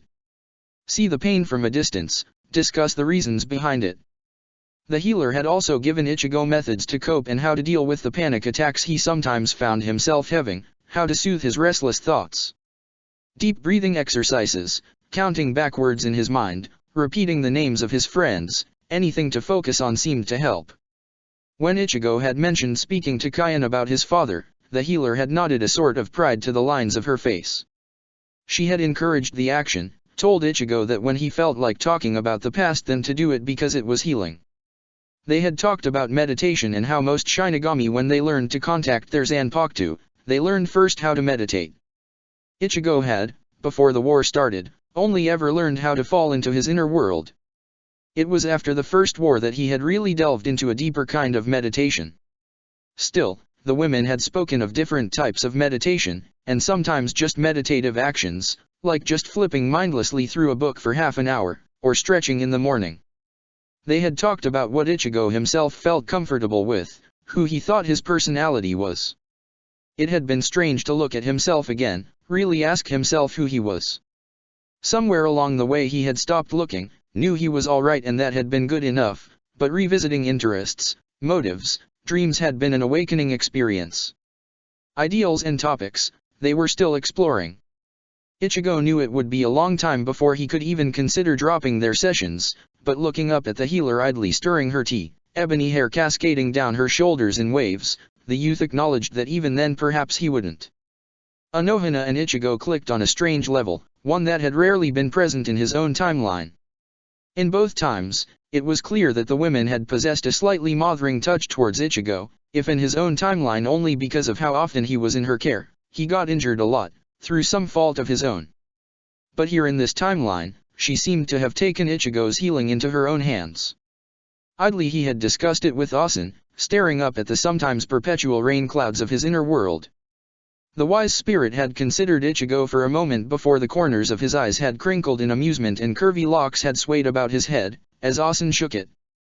He had murmured soft words about maternal presences, and Ichigo's own lack of them with careful eyes. Some of that lingering guilt that always escaped the older spirit's iron control, when he thought of his real-life counterpart. Ichigo had taken the spirit's jaw into his hand, whispered familiar words till the guilt had passed. He knew that Asen was not a reflection of that man. Ichigo would save the Masaki of this timeline. He had already made peace with the fate of his own timeline. Ichigo. Anohana's voice pierced the silence and broke Ichigo from his musings. He looked up to catch the healer's gaze and responded with a sleepy, mm. The woman laughed all quiet regality, covering her mouth with a dainty hand. She continued, "What would you like to discuss today?" The youth furrowed his brows at the question, unsure about his answer. Usually, he walked in with a question or topic in mind, something he felt they needed to discuss first, but today there was no burning words pressing against his lips. Unsure, he shrugged his shoulders with an apologetic gaze. The healer rolled her eyes in good-natured amusement, shaking her hand laxly to communicate it was all right.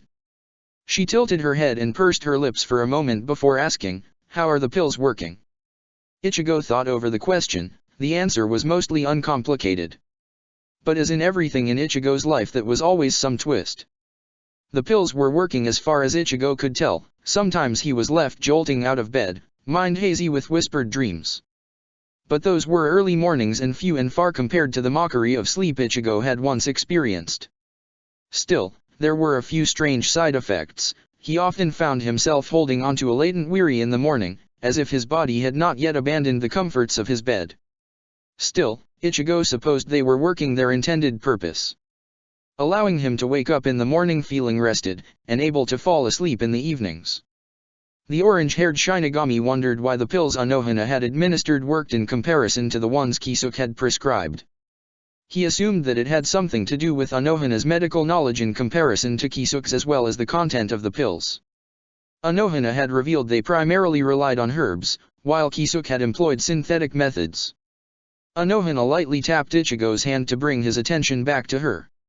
Smiling sheepishly, Ichigo rubbed the back of his neck and answered, "They're working. The only side effect is drowsiness in the morning." Anohana nodded, looking a touch pleased as she penciled in a few notes on one of her sheets, the folder she always pulled out when Ichigo arrived.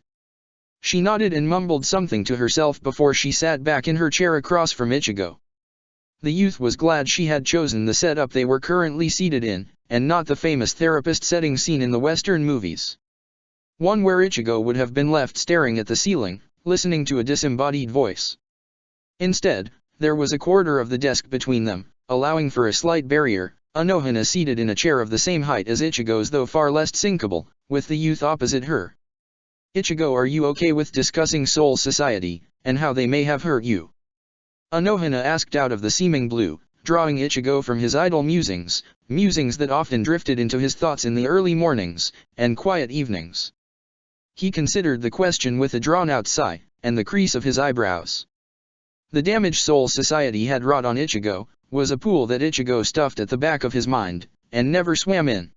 He acknowledged the existence of said pool, but he had chosen to remember the better parts of Soul Society, the people, and just actions. Looking up at Anohana, who was studying Ichigo patient and warm, Ichigo supposed that as this was a therapy session, he could afford to dip his toes into the pool a little. He knew otherwise the issues that sometimes stalked forth in thorny spikes of irritation and rampant bitterness would remain as they were.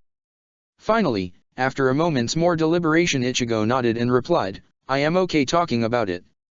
Anohana liked to encourage that Ichigo speak his consent out loud, something about affirmations for both sides. Regardless, Ichigo took a sip of the scorching tea to distract his thoughts. They perched together in silence for a few more moments, the sun beginning its lazy ascent upwards as time passed. She was leaving the silence for Ichigo to speak. It was up to the youth whether he spoke about the past or not, what he chose to speak of. Anohana was only able to work with what Ichigo willingly gave. Otherwise, it was a useless attempt, at least in the healer's eyes. Ichigo thought in dull amusement that she probably also enjoyed the silence, and didn't want to pressure him. Unsure what to speak of, Ichigo turned his attention to Zanjitsu, who knew his wielder better than himself, or at least it seemed that way. Sometimes it was best to ask for Asen's opinion on any matter. The older man possessed a wisdom that was more often than not that of riddles, but also always held the answer. Ichigo, why not speak of either the time you went undercover or when you lost us? The spirit suggested, deep baritone soothing Ichigo's nerves, but hesitating as he drifted over a time that had been a cataclysm within Ichigo's soul, for all parts of him. The orange-haired Shinigami considered his spirit's choices. They were not the only times that Soul Society had caused some deal of harm to Ichigo, but they were perhaps the most devastating. At least in comparison to the constant negligence shown to the Vizard, or how they handled certain issues. Ichigo took a deep breath, letting Zanjitsu's presence wash over him. He didn't want the anger associated with those times, it was tiring, and he was past it. Still unsure of which to speak of, Ichigo decided to broach the topic with Anohana, and gain the female captain's opinion. Looking towards the healer, from where his eyes had strayed to the window, Ichigo said, "There are two notable incidents, both were devastating, but I don't know which to speak of." There, that was done, one less worry off of his chest. Ichigo said more to himself as Anohana considered the orange-haired Shinigami, a kind of weight to her eyes, like that of a divine being forced to watch the suffering of mortals unable to aid them. The healer pursed her lips and rested a hand against her chin for a moment before she responded, "You can speak of both if you want, but I think you should choose the one you are most hesitant to speak of, at least first." Ichigo nodded and wondered again at what he would speak of.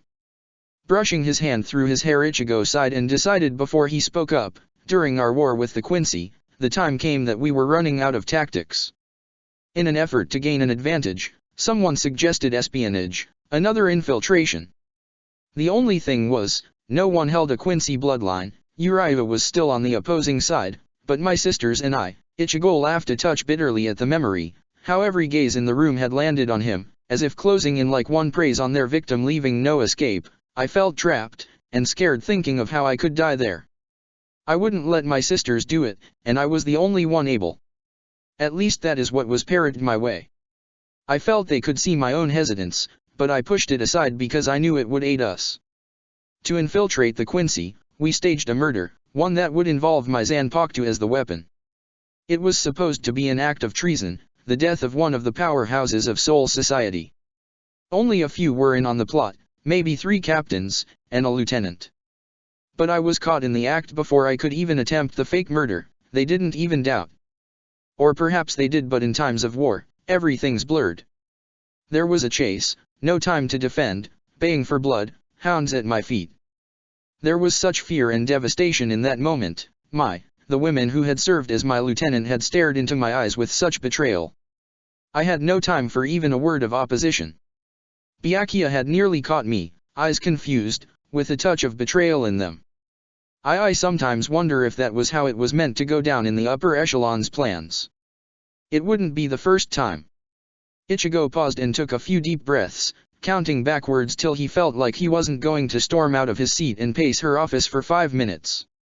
Relaxing his tight grasp on Zanjitsu's hilt, Ichigo let Anohana's Reisu reassure him, help center him along with Zanjitsu for a moment before he nodded and prepared to continue. "So, I fled to the Quincy, and they accepted me.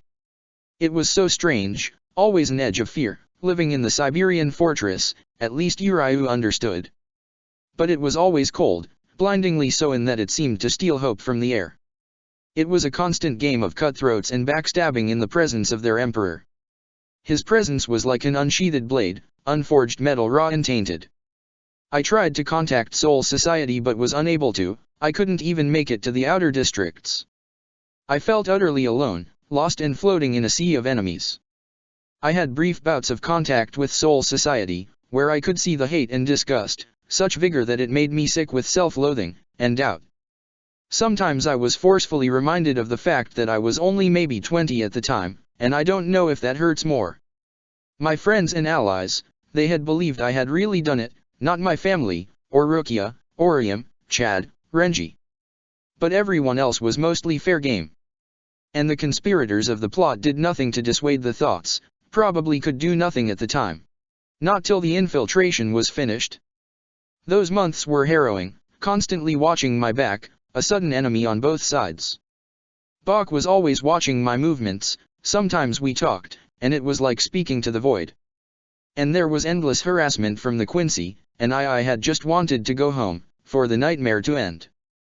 If we had followed through with the original plan, the whole of Soul Society would have seen the murder for what it was, things would have been different. But life is cruel.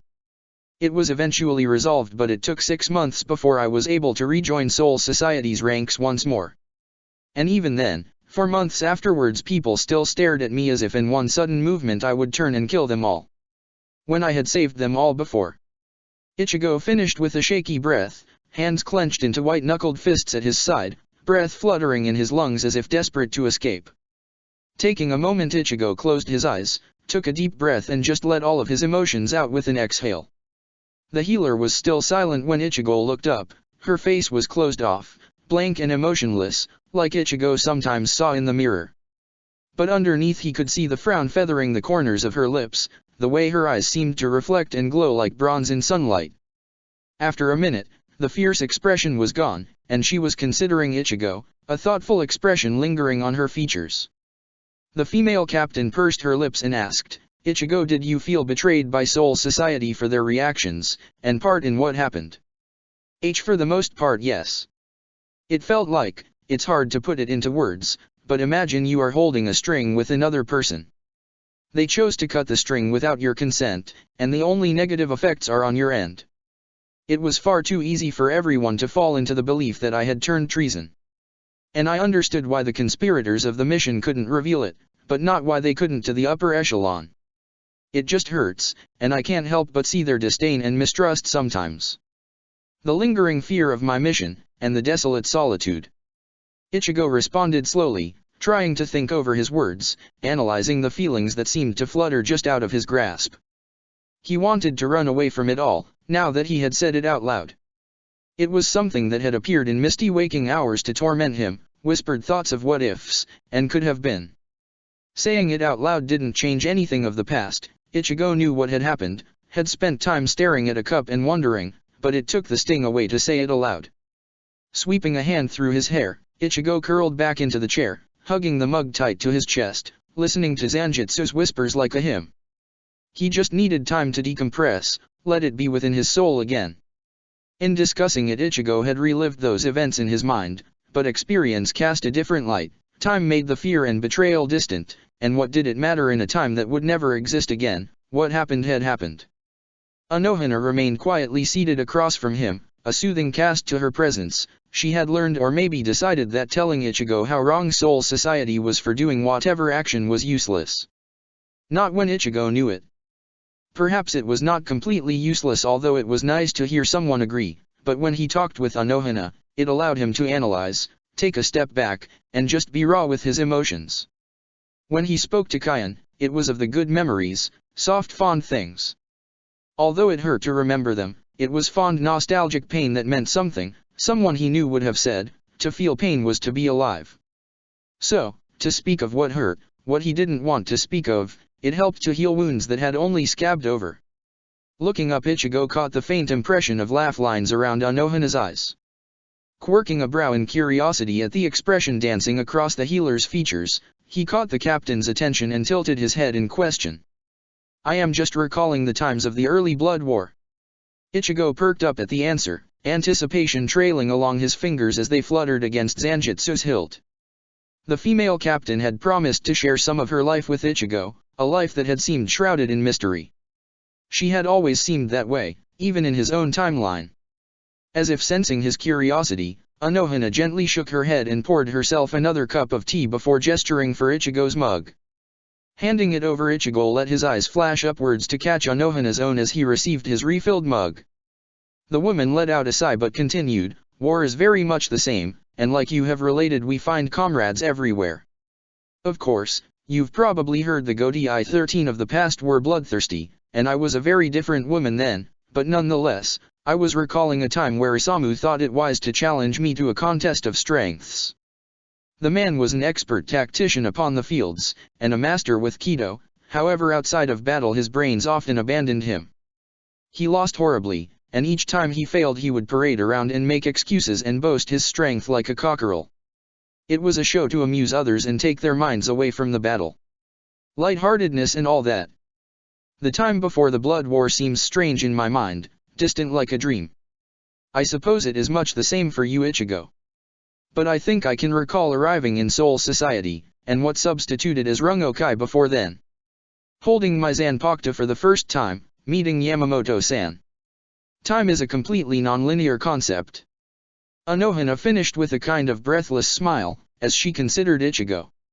He acknowledged the information with a wide grin, humorous at the story of her comrade, understanding well her points of war, and gratuitous that she could see time for what it paraded as. Settling in the seat once more, Ichigo idly sipped at his tea. He wondered how different the past had been, what the first war had been like. While he never wanted to experience it, he was more than happy with the time he had arrived in. He wondered how it had shaped Anohana into who she was. Peering at the tea, Ichigo contemplated speaking of the other event, asking for more of Anohana's life, or simply basking in the morning's quiet. The healer smiled at Ichigo from under the crown of her hair while she idly stirred her tea.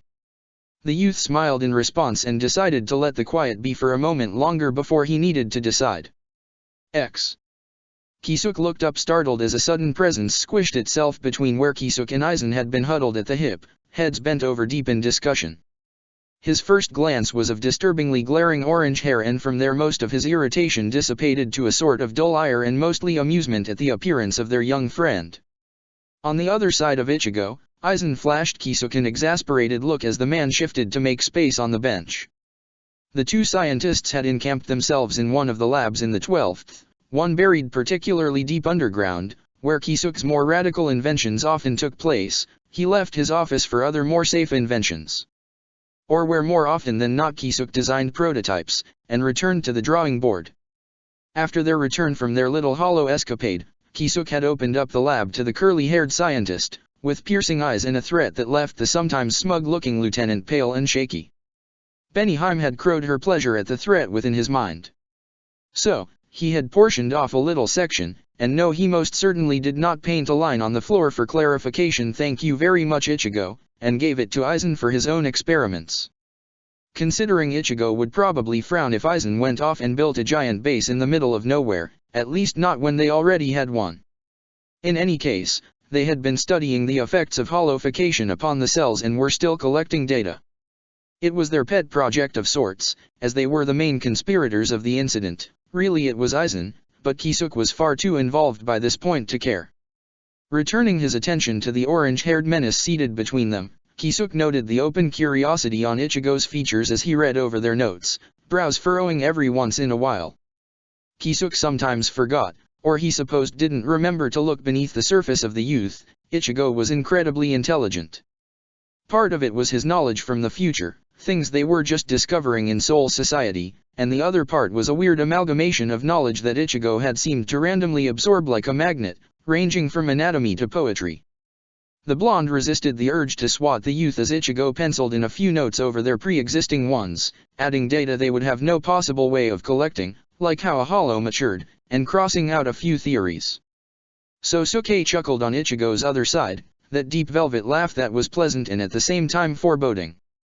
Kisuke could sympathize with the brunette's amusement though, watching as Ichigo destroyed some of their work with reckless abandon, and added new topics of inquisition with a grin that spelt some whispered doom. "Ichigo, perhaps you could enlighten us, as to the reason for your visit?" Sosuke questioned after a few minutes of watching the youth work, where Kisuke occupied himself with another sheet. It depicted modifications on the mod souls, the ones Soul Society had introduced a near century past. Ichigo craned his head up, dropping the pencil with a shrug. He grinned, all teasing flint sharp edges, and asked, "What, can't I visit my favorite two scientists in the world?" Sosuke shot the young man a bland look, and Kisuk shook his head at the cocky response, lingering with the familiar Shiba dramatics. Ichigo pouted at the lack of response, looking a millisecond away from falling into a fit worthy of Kion, though Kisuk doubted Ichigo would ever lower himself to such a thing. "We're delighted by your presence as always, Ichigo," Kisuk said with the tip of his hat, shadowing his eyes, and voice a deadpan monotone that cracked a smile. He really liked the hat Ichigo had gotten him. Had he said that to himself before? Benahim's dry hum of amusement assured Kisuk that the sentiment had been repeated far too frequently for her liking. But it was a lovely hat, great for adding an aura of mystery. Ichigo grinned at the response, but before he could speak Aizen interjected, "But as much as we love seeing your outrageous hair, perhaps you could tell as to why you decided to grace us with your presence." Ichigo pouted again and mouthed spoil sport in Kisuk's direction before the orange-haired Shinigami furrowed his brow in thought for a moment. After a second the youth straightened as if having lit the proverbial light bulb. He said, "Oh yeah, I wanted to talk to you guys about the future." Instantly Kisuk and Sosuke's attention was riveted on the youth at the mention of his rather impressive time-traveling abilities. Ichigo blushed faintly under the sudden microscope of inspection at the statement, but otherwise remained seated. "And why would you like to speak to us about the future, Ichi?" Kisuk questioned, reining back the 100 other questions perched at the forefront of his mind. Aizen nodded beside Ichigo, pivoting slightly so that he could face Ichigo, and consequently Kisuk. The Shiba lieutenant frowned faintly, as if concerned about his sudden proposition. His eyes flickered between the two before some tension seemed to drain from his shoulders. "Well, as you see, there are some rather big things coming closer in the timeline. And I thought it would be a good idea to discuss it with two rather intellectual friends of mine, rather than try and wing it," Ichigo admitted with a trace of embarrassment, abashedly rubbing the back of his head as he grinned apologetically at the two of them. Kisuk both felt trepidation and anticipation at Ichigo's words, eager to see and help plan for what would happen, but hesitant about what had happened in Ichigo's original timeline. He also supposed that if they were to have this war council, or rather time council or whatever it was, that they would be able to spend greater time with Ichigo, which was an entertaining idea. "So, you would like us to aid you in planning out the future events?" Sosuke asked precisely and to the point, as the man usually was, though he could get quite long-winded about certain topics. Then again so could Kisuk. Ichigo nodded, before shaking his head a bit and responding, "It's slightly more complicated than that, but yes, for the most part, I would like your aid in planning the future." Kisuk nodded at Ichigo's unsure explanation, already on board to aid the kid. Ichigo had earned Kisuk's loyalty the day he had decided to save the Vizard rather than let them suffer for his own motives. He had driven the nail into the proverbial coffin with the lengths Ichigo had gone to for their sakes, and the personality beneath the sometimes rough exterior, the famous Ichigo scowl, "I see enough to make a man's blood run cold." "So, what do you need us to do, Ichi?" the blonde asked, wondering how they could aid the youth. Of course, they could provide suggestions, implement their own opinions, or they could help factor and create events. Or if Ichigo wished them to start a war, then Kisuk was sure they could manage that too. Ichigo thumbed Zanjitsu sheathed at his side as he bit his lip before he pulled out a sheet of paper and began jotting things down in a list. Letting the youth create whatever preparation was necessary for his explanation, Kisuk winked over Ichigo's head at Sosuke. The older lieutenant was peering at Ichigo, watching the orange-haired Shinigami work, with pensiveness and thought in his features.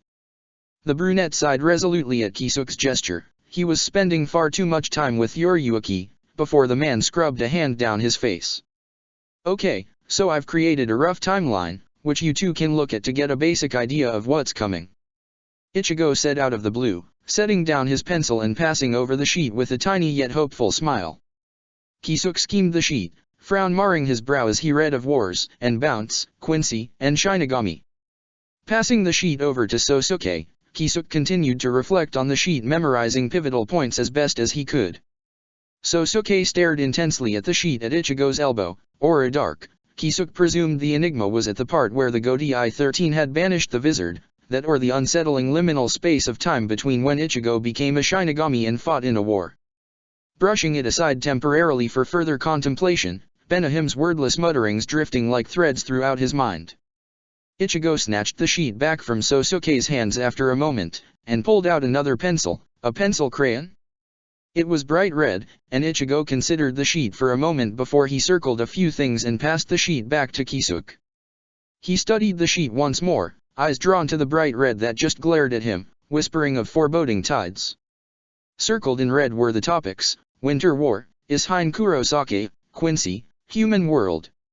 It was a strange amalgamation with only a few familiar connections. Kisuke recognized the name Quincy, but as that of a race who had been thought of as extinct for centuries. The other name that rang a bell was Isshin's. How anyone could think of anything else knowing the clan head, was beyond Kisuke. Passing the sheet to Sosuke, Kisuke leaned back against the bench and studied Ichigo, who looked like he wanted to pace around the room to release the nervous energy showing itself in tapping fingers. Sosuke made a faint noise of confusion under his breath, barely audible over the warm running whirl of the various engines and machinery, least to mention the Hogyaku locked up somewhere in the room. What would be priority number 1, Ichigo? The older lieutenant asked as he set the sheets down, and rubbed at his forehead. Ichigo furrowed his brow before he responded, the Winter War will be occurring pretty soon, and is a pretty major issue. Kisuke thought over Ichigo's words, running them through his head. Identifying the hesitance in Ichigo's voice as he spoke of the war in vague terms, and paused and struggled to describe the issue as it was. Sosuke was staring at Ichigo, in that way that the megalomaniac, partial megalomaniac, seemed to get when he was contemplating something that tilted on the axis between morally right and wrong. Kisuke wondered what Ichigo was planning, to gain a look like that from the curly-haired lieutenant. Ichigo leaned back against the lab bench with a weary sigh, deep and with the weight of the future. Before he began, in my timeline, the Winter War was primarily waged between the two factions of Hollows and Shinigami. The Hollows were able to evolve into Espada and gain power equal to that of a Shinigami captain, just so you know. The thing is, I think the war needs to happen. Kisuke and Aizen turned to face Ichigo, both with looks of surprise, though Kisuke managed to hide some of it beneath the brim of his cap.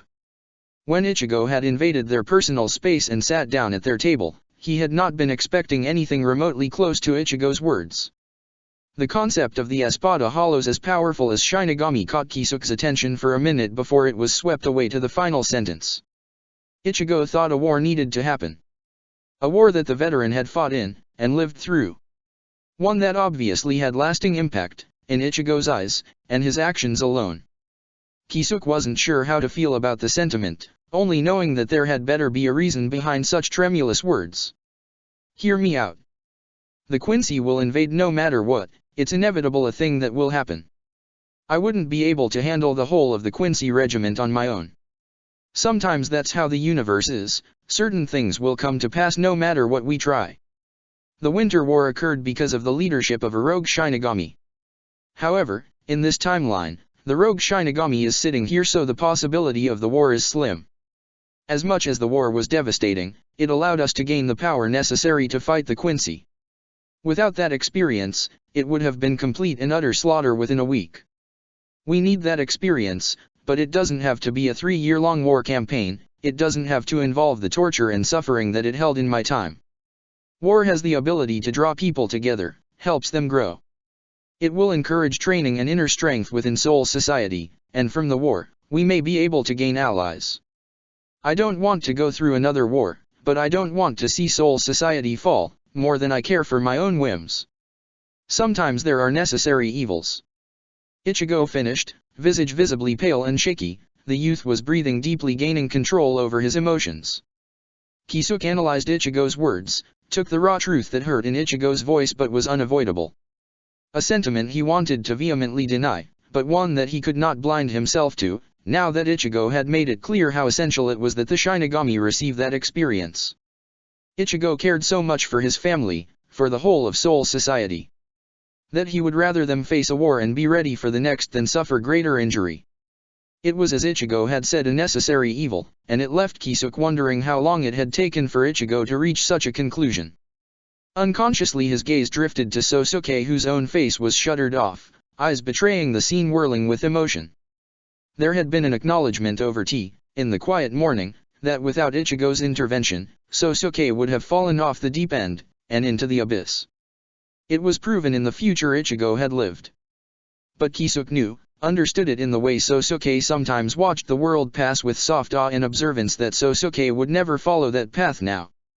Because of Ichigo, the man had changed, and Kisuke was glad that he was able to speak with him.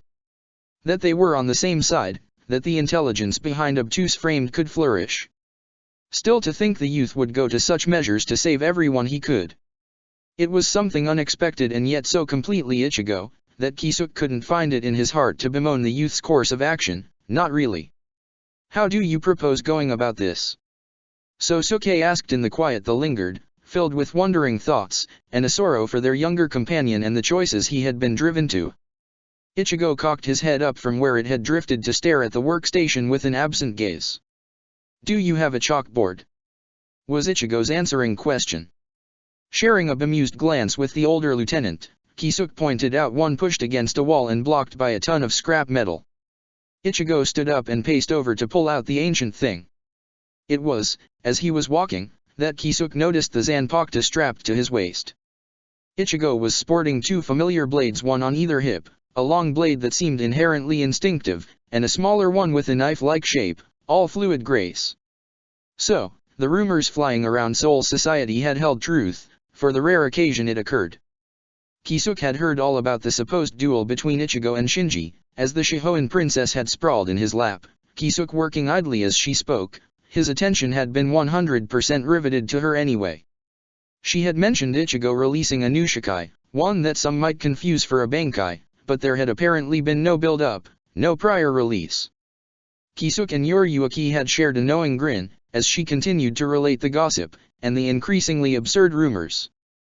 The scientist was just happy that Ichigo had finally decided to show the Gotei 13 the true form of his Zanpakuto. It had been high time he at least showed a fraction of his power.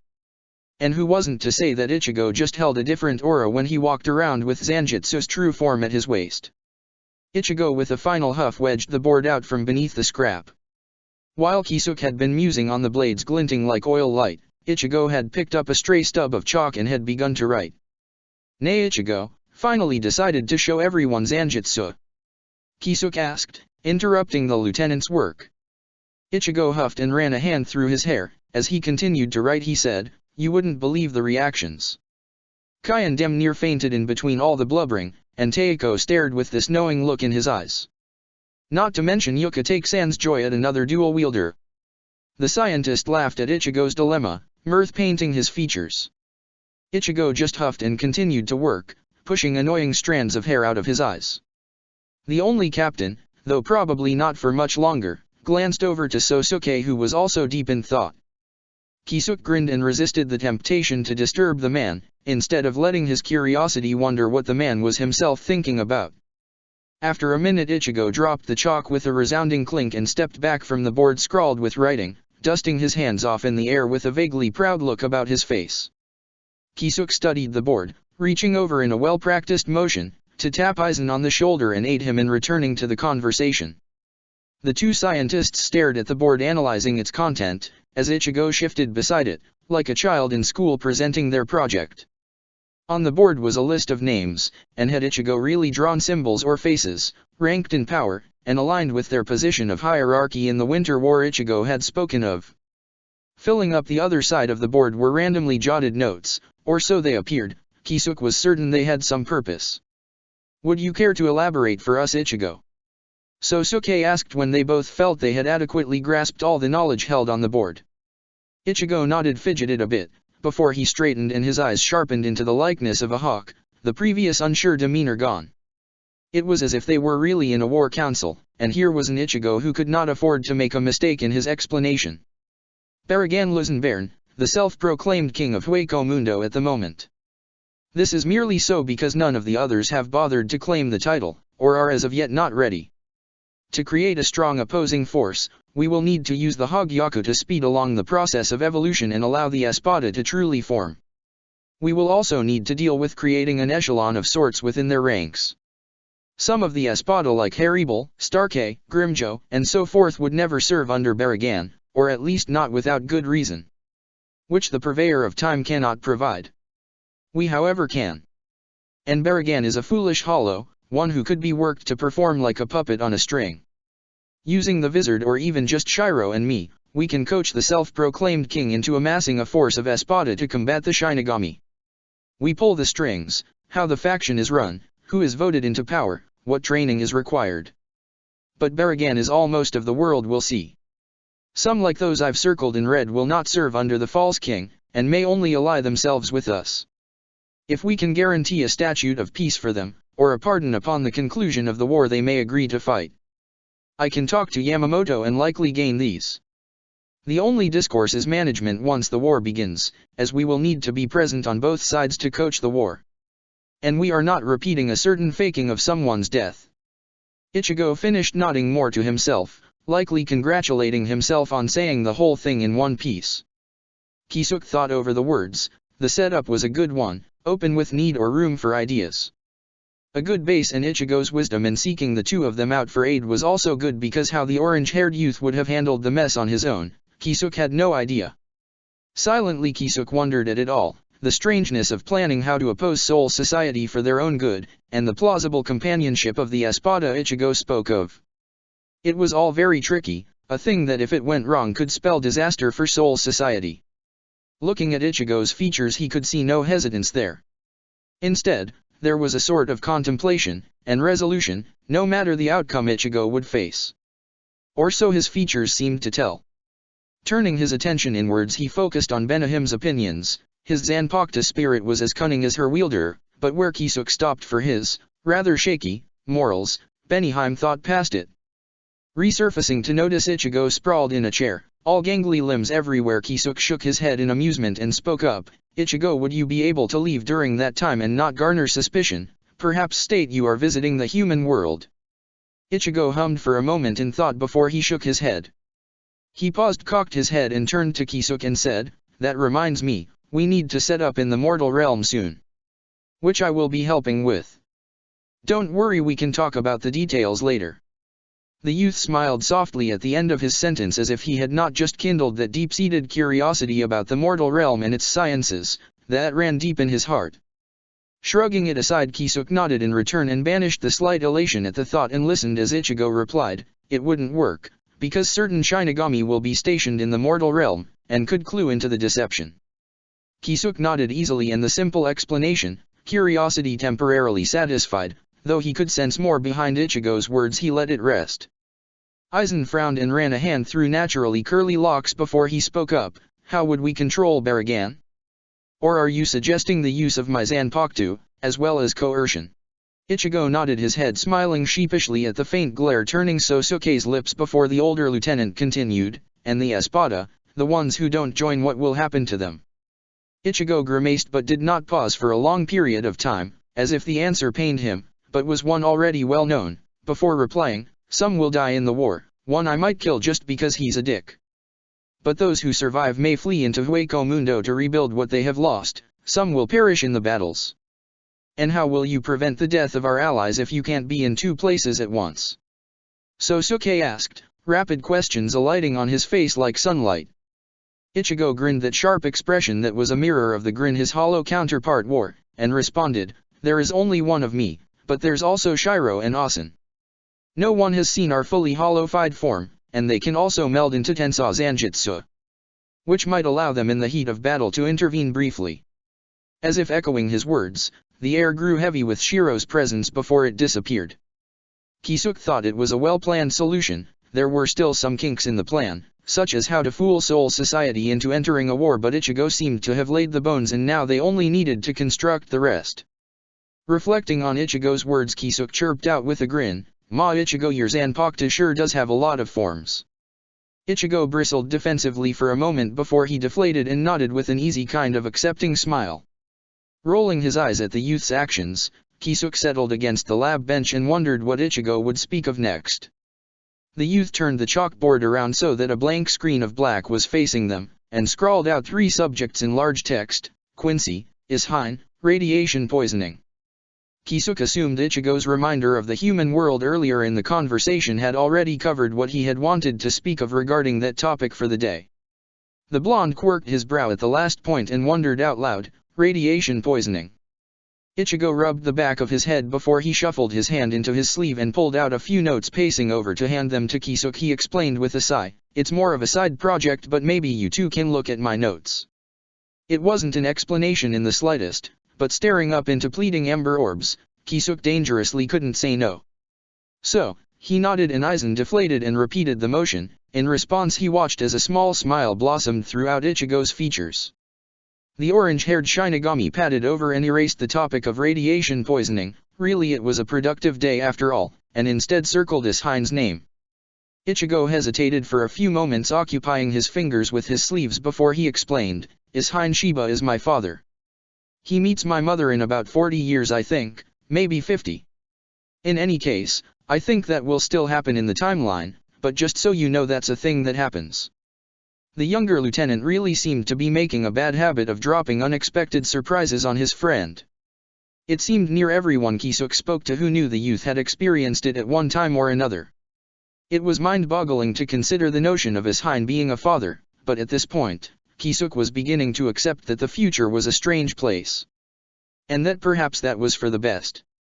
Ichigo settled into his chair and curled up into it as if preparing to fall asleep. Instead, he kept his eyes on the two of them, and Kisuke acknowledged that it would indeed be a long night. If only because his mind would be computing everything for a few days. Smiling at Ichigo, he received a bright grin in return and decided that at least the future would be interesting with Ichigo there. X. Chapter 39, Sinefin. X.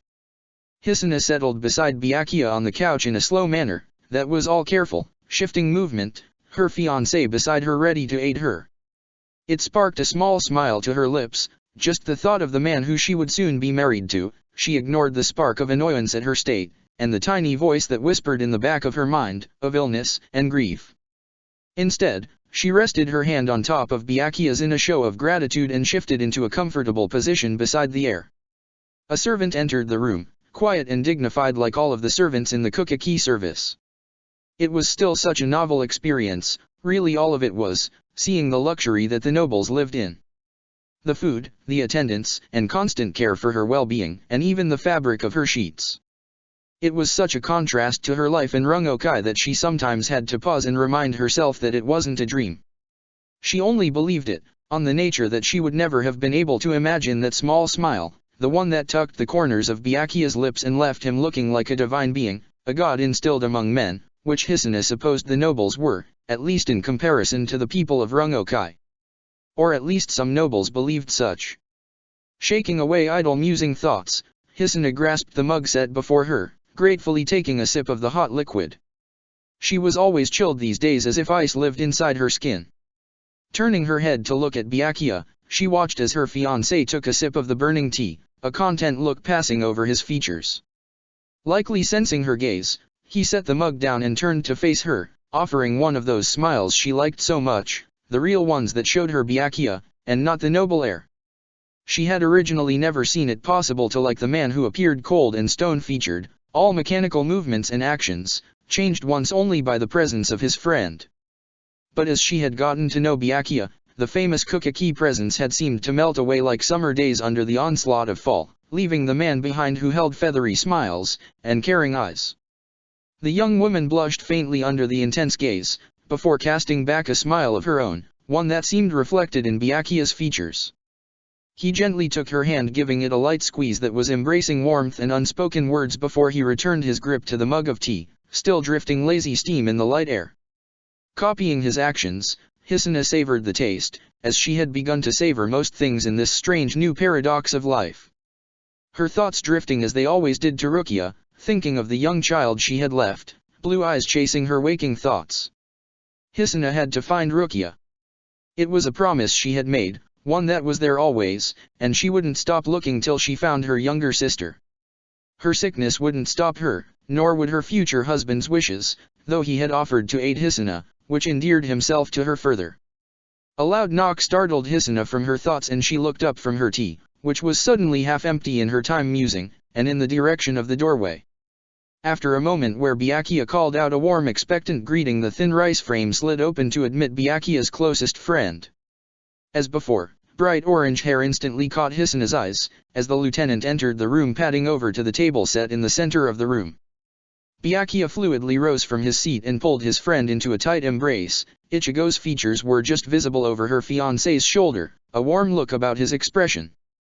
After a moment Byakuya released Ichigo and the young man plopped onto the cushions on the other side of the table with a lack of grace and dignity that unconsciously made Hisuna smile. "I don't think we've been formally introduced, Ichigo Shiba, Lieutenant of the 8th Division," Ichigo said with a grin, bowing his head in a show of respect. Hisuna repeated the motion, inclining her head a touch lower. She responded, "Hisuna, it is a pleasure to meet you, Ichigo." Lifting her head up once more, Hisuna caught a strange look to Ichigo's features. There seemed to her a wonder in his eyes, as if he held the universe there, and yet felt the weight of it immeasurably.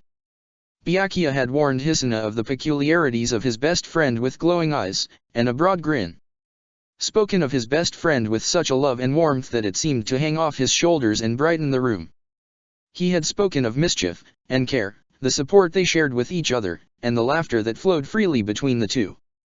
Through his words alone Hisuna had been able to see how much Ichigo had meant to Byakuya, and how he had shaped her fiancé into who he was. So, to say the least, she was curious about Ichigo, wanting to meet and understand the strange man herself.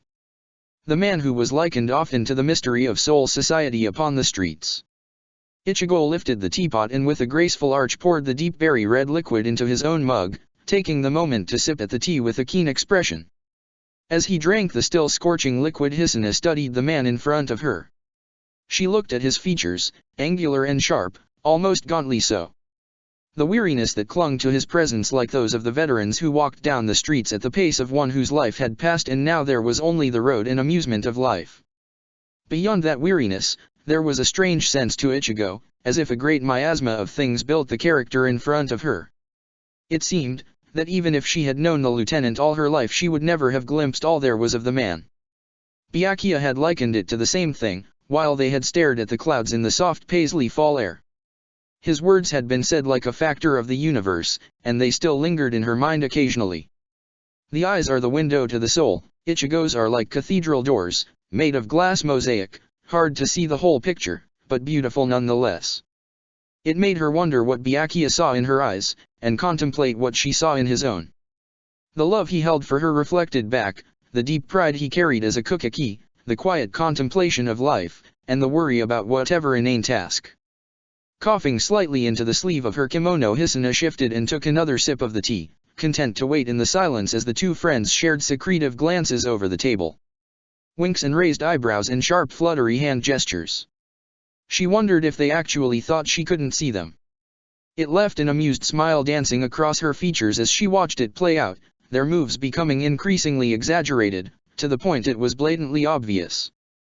"Boys, you can speak out loud, instead of posturing for statues," Hisuna said with a light tone, the hint of sarcasm reaching the two, as Byakuya's ears burned and Ichigo flashed a wry grin her way.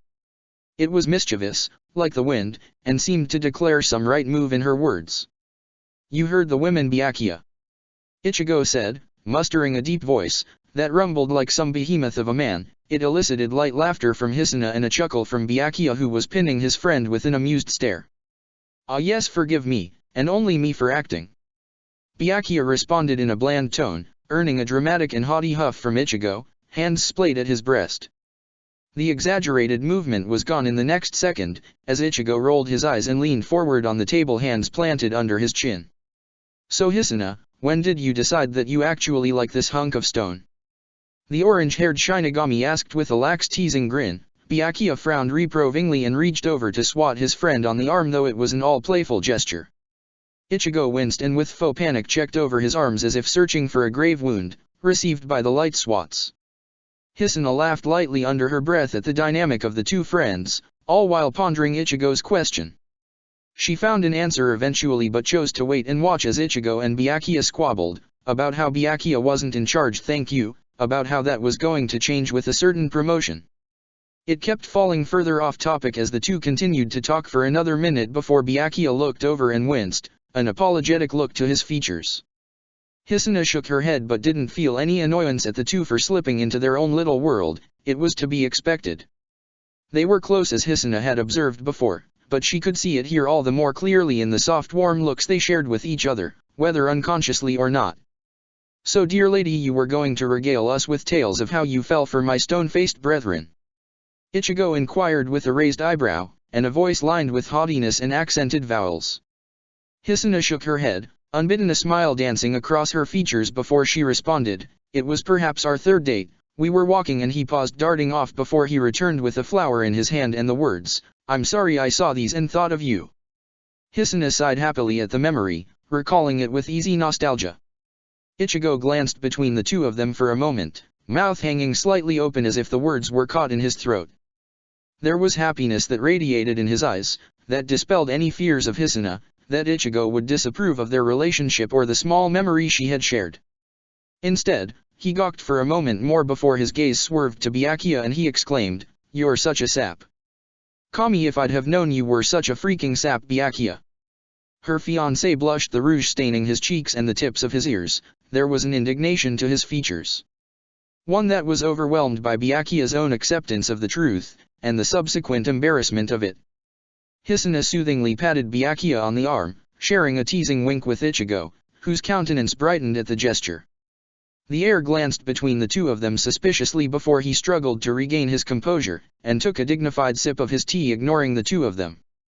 Ichigo scoffed at the act and reached over to flick Byakuya on the side of the head, in a now familiar playful manner. Hisuna raised an eyebrow at the act, but said nothing as her fiancé turned an annoyed glare on the orange-haired Shinigami. It was easy to see the light nature between the two's bickering. Byakuya raised up one hand in submission, fixing Ichigo with a slight glare. He said, all right, I'll stop mopping, now can you please stop acting like a 3-year-old? That's like asking me to stop being a Shiba, Byakuya. Ichigo responded to the resigned words Byakuya had spoken, earning a groan at the reply, and one that left a hidden smile dancing across her lips. Hisuna had to agree with the other lieutenant's sentiments though. The Shibas were known near everywhere for their behavior, which bordered on childish or simply too much energy. Imagine if he was like Shiba Taiko, Byakuya. Hisuna suggested with a grin and a touch of cautious sympathy, sharing a knowing look with Ichigo, who already had mischief plainly revealed on his features. Byakuya scoffed and mumbled something like, I don't need to imagine, under his breath, but instead glared at Ichigo, turning the light stare at Hisuna. He sighed, rubbing a hand over his forehead. He asked, are you two going to stop picking on me? But it's my favorite pastime. Ichigo protested with a happy twist to his smile. Byakuya just groaned at the sentiment in long-standing resignation. Ichigo shook his head and sent a cheery grin Byakuya's way before he said, fine, you're safe for now. Byakuya shook his head but accepted the statement with a small smile that betrayed his own amusement at his friend's actions. Hisuna shook her head and took a sip of her tea, still warm in the mug, abandoned during the length of their conversation. Copying her movements, Byakuya picked up his own mug and peered at Ichigo from over the lip of the porcelain. Ichigo waved his fingers at her fiancé's glance and picked up his own mug, new wisps of steam drifting with elegance into the air. So Ichigo, you have a dual-blade Zanpakuto. Byakuya bit out after a moment, where the air had seemed to stretch and coil, the sudden aura of wrath seeming to twist around him. Hisuna's eyes widened at the heir's words, having heard rumors but no confirmation of Ichigo's Zanpakuto. The orange-haired Shinigami blushed, the color painting his cheeks and the tips of his ears. He abashedly reached up to rub the back of his head, apology heavy on his features. Yes. Ichigo replied uncertainly. Byakuya glared, the full weight of the winter storms behind it. Hisuna could almost sense the sparking tension and wondered if it was always like this between the two. The heir had cautioned that Ichigo was a man of secrets and that he hardly revealed them, but when Ichigo did, it was usually a matter of great importance. Byakuya beside her slumped, the tension draining from his shoulders as he ran his fingers over the shell of the mug and commented, I'm not even really surprised anymore. Ichigo raised a brow at those words, and Hisuna wondered how someone could get used to such mysteries and revelations, before Byakuya continued, but I would have appreciated the knowledge when we were in the academy, or even in the mock duels we've had. There was subtext beneath those words, things Hisuna couldn't detect, not when she didn't know the history between the two. Only she guessed that it had something to do with their days in the academy, and their training together that Byakuya spoke of with a great deal of fondness. Ichigo nodded but refused to break eye contact with Byakuya, staring as if through the gesture alone he could convey some hidden meaning. Hisuna supposed their bond was something like that, though she wished they had saved their conversation for another time, where the tension didn't weigh on the room like a blanket. She contemplated stepping out of the room, out onto the veranda for a breath of fresh air, to give the two a moment of peace when Ichigo cracked a smile, all weak edges, and wiry humor. He said, "At least you don't have to put up with Kaien's whining, or the Shinigami Women's Association. They've returned with a vengeance." Byakuya studied Ichigo for a few seconds longer before he nodded his head in sympathy and grimaced at the sound of Ichigo's likely traumatic experiences. Byakuya then reached across the table and snatched Ichigo's mug with a deft hand, a challenging look in his eyes as he set the mug on the table and easily poured the amber liquid from the teapot set on the table. Teasingly, with a gesture forwards, he took a sip from Ichigo's cup as if testing for poison, before passing it back to the orange-haired man. Ichigo rolled his eyes at the antics and gratefully took the tea with a nod of thanks. They had a very close friendship, one that left Hisuna wondering, but content to watch all the same. "So Hisuna, how has it been like, adapting to living with Byakuya?" Ichigo asked after another moment of silence. Hisuna pursed her lips, running her fingers along the interior of her kimono. She thought of the question. It had been lovely, their dinners together or walks through Rungokai, or whatever else her fiancé had whipped up. There had been no political movements behind it, no nobility or honor.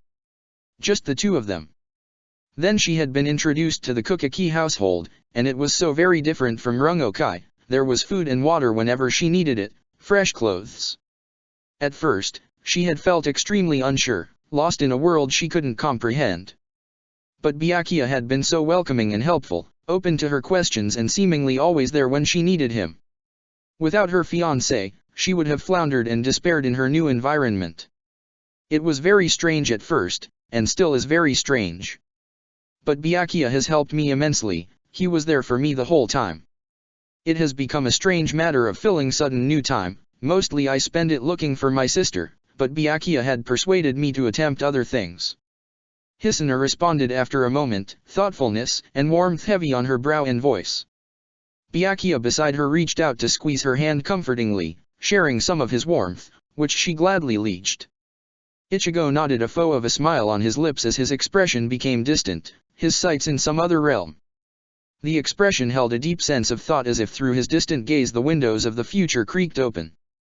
After a minute the younger lieutenant visibly shook himself out of whatever reverie he had fallen into, and asked, "What has Byakuya attempted to persuade you to do?"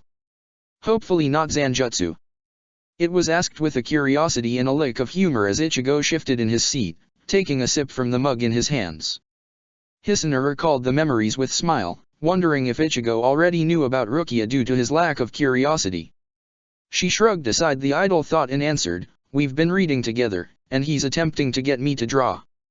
But he has refrained from Zanjutsu. I think he would rather I spend my time learning the art of Kido if anything." Hisuna finished with a light smile that was all teasing, in her fiancé's direction. Byakuya grinned and commented, "She's really rather good at drawing, but I think Kido is the Shinigami art for her." Ichigo hummed and leaned forward to rest his chin on the palms of his hand, scrutinizing her with a playful wink. He responded with sincere honesty, I can see it. I bet your art is beautiful, Hisuna, and if you ever need any good reading suggestions I have a few, although it would definitely be interesting to watch Byakuya attempt to teach you Zanjutsu." Hisuna blushed at the compliment from the younger lieutenant and briefly pondered taking Ichigo up on the offer of reading material. At first glance, he didn't seem like the kind of person to read in great quantities, but many things upon first glance concerning Ichigo were incorrect, and he still most certainly did look like a Yakuza. "I am not opposed to Zanjutsu, Byakuya," Hisuna replied in a straight-laced voice before she dismissed the words with the curve of her lips and humor in her eyes. Byakuya huffed at their antics, likely regretting introducing the two of them, and sipped at his tea. "Good thing, Byakuya's a horrible teacher. I'm greatly experienced compared to Bya." Ichigo chirped with a grin. Byakuya frowned and sent a dubious stare in Ichigo's direction, all arching eyebrows, provoking laughter from Hisuna's lips. Ichigo had such a strange manner of speaking, she acknowledged as she puzzled out his words. Sometimes certain phrases were just lost on her. She wondered where he had picked up such a strange accent. A knock on the door disturbed her musings, and the content silence, like that of early summer. A moment later the door slid open to reveal a flustered servant whose eyes scanned the room before landing on Byakuya. The man darted inside and crouched at the heir's side whispering something in Byakuya's ear Hisuna couldn't quite catch. Byakuya's face paled at whatever news was delivered and after a moment he nodded speaking in hushed tones with the servant before he cast an apologetic and apprehensive look their way and said, "My apologies Ichigo, Hisuna, my grandfather had a fall and I need to see him, do you need anything?" "Can I?" "It's okay Byakuya go ahead, I can find the exit, and I'm sure Hisuna can manage fine without you for a few hours." Ichigo assured the discombobulated heir. Byakuya nodded a wry smile painting his lips as he turned his concerned attention to Hisuna. She nodded, eyes shaping like steel, backing Ichigo's statement. Byakuya nodded gratefully, leaning over to chastely place a kiss on her cheek. Flashing a parting wave and grateful smile in Ichigo's direction before Byakuya was out the door in a flurry of sable robes. Silence reigned between the two remaining occupants of the room, and Ichigo awkwardly sipped his tea before flashing Hisuna a shrug and a smile. She grinned in kind, lifting her own mug to her lips she took a sip of the warm liquid and wondered what would happen next. They sat in the silence for a few more minutes, and to Hisuna's surprise and content, it was neither awkward or oppressive. It was the kind of silence for those who appreciated it, and it helped Hisuna to understand the orange-haired Shinigami a touch more. During that time, she prayed that Jinrei-san would be alright. Byakuya loved his grandfather, and Hisuna had grown to respect the clan head for the devotion to his family, and his hard-working nature. After another minute Ichigo drained his cup and rose to his feet with a tired exhale stretching out his arms. Hisuna after a breath rose to her own feet ignoring the lingering pain in her joints. Immediately caution and worry stealed over Ichigo's voice and he said, "You don't have to worry about me, I can find the exit, Kami knows I've been here enough times." Ichigo trailed off and Hisuna shook her head at the lieutenant's actions before she looked Ichigo in the eyes so that the intent of her words could be seen and responded, "As our guest it's only right, besides I could use a breath of fresh air." Ichigo looked like he wanted to protest her decision a moment more before he subsided and nodded following as Hisuna stepped out into the hallway and glided towards the exit. They walked in relaxed silence through the winding hallways of the Kukaki compound till they reached the exit, stepping outside into the coolness of the oncoming winter. Hisuna shivered in the sudden chill air and Ichigo turned concerned eyes her way, but the young women shook it off with a hand and a smile. Ichigo nodded gaze falling on the horizon, trees twisting like mist into the distance. "I'm glad you found each other Hisuna, I believe you'll both make each other very happy." Ichigo whispered into the wind, audible just so that Hisuna could catch the words and the warmth they carried. She blushed at Ichigo's statement, surprisingly touched by the words and honesty. Unsure of how to react she nodded her head and joined Ichigo in staring at the skyline. The orange-haired Shinigami turned to Hisuna, eyes heavy beneath his brow, and the words he wanted to speak seemed like thunder in the air about him. The lieutenant leaned in close, taking her hand, he placed a kiss on the back and looking up into her eyes he whispered, "If you need help finding Rukia, I can help you. She is still in the 78th district." Hisuna's eyes widened at Ichigo's words. She wondered how he even knew her sister's name when he had never met her before or heard Hisuna speak her name. Likely sensing her confusion Ichigo showed Hisuna a smile, more real than any she had seen all night and wavering with honesty. It reassured her of Ichigo's words and thoughts, and left questions in its wake. He believed them true, and if Byakuya was to be believed then it was likely true. The lieutenant nodded once more and then turned walking off the porch and the winding pathway. She watched him go with a small frown, wondering at the clairvoyance Ichigo seemed to possess, and if it would indeed be able to help Hisuna in finding Rukia. Ichigo Shiba, as Byakuya had warned, was a complete and utter enigma. But an enigma that read and had suggestions, cherished his friends, liked green tea, and possessed the universe. As she turned and entered the house, she wondered at the hope in her chest, and the thought of finding Rukia. The thought and memories of their interactions, Ichigo's innate maturity that swept like a veteran, the warmth and teasing, boundless energy and endless weary. It assured her that Ichigo was incredibly strange, but nonetheless, one who could likely become a close friend with time. Kisuke huffed as he set down one of the large boxes in his arms onto the floor.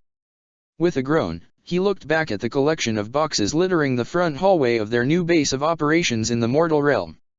Or as Kisuke liked to think of it, his shop, and wasn't that an enterprising idea that spilled a grin across his features? A shift of movement out of the corner of his eyes caught his attention, and he turned to watch Ichigo plod inside and set down another box with an absent-minded kind of look. It was weird seeing the Shinigami without the traditional shiakusho or even a kimono, and instead in simple pants and a dress shirt. But as they were in the mortal realm, and consequently Jigai, they had decided to try and fit in. Try, being the key word, considering the massive leaps in technology and culture the mortal realm continued to make at every turn. Rather, Ichigo had scrutinized Kisuke for a full minute before tossing a bundle of clothing at him and pointing to the rundown washroom located in the back. Looking around the place once more, Kisuke wondered how he would have found it in Ichigo's original timeline. It was on the edge of the city, dilapidated looking, and of all things completely lacking an air of anything living. The lieutenant had arrived a day earlier than Kisuke and purchased the building with whatever funds he had managed to grab. It didn't look like much, an old wooden shack with a few necessities, and an overall feeling of decay and abandonment. But it had potential, and the scientist really couldn't complain if it meant he was able to spend time in the human world.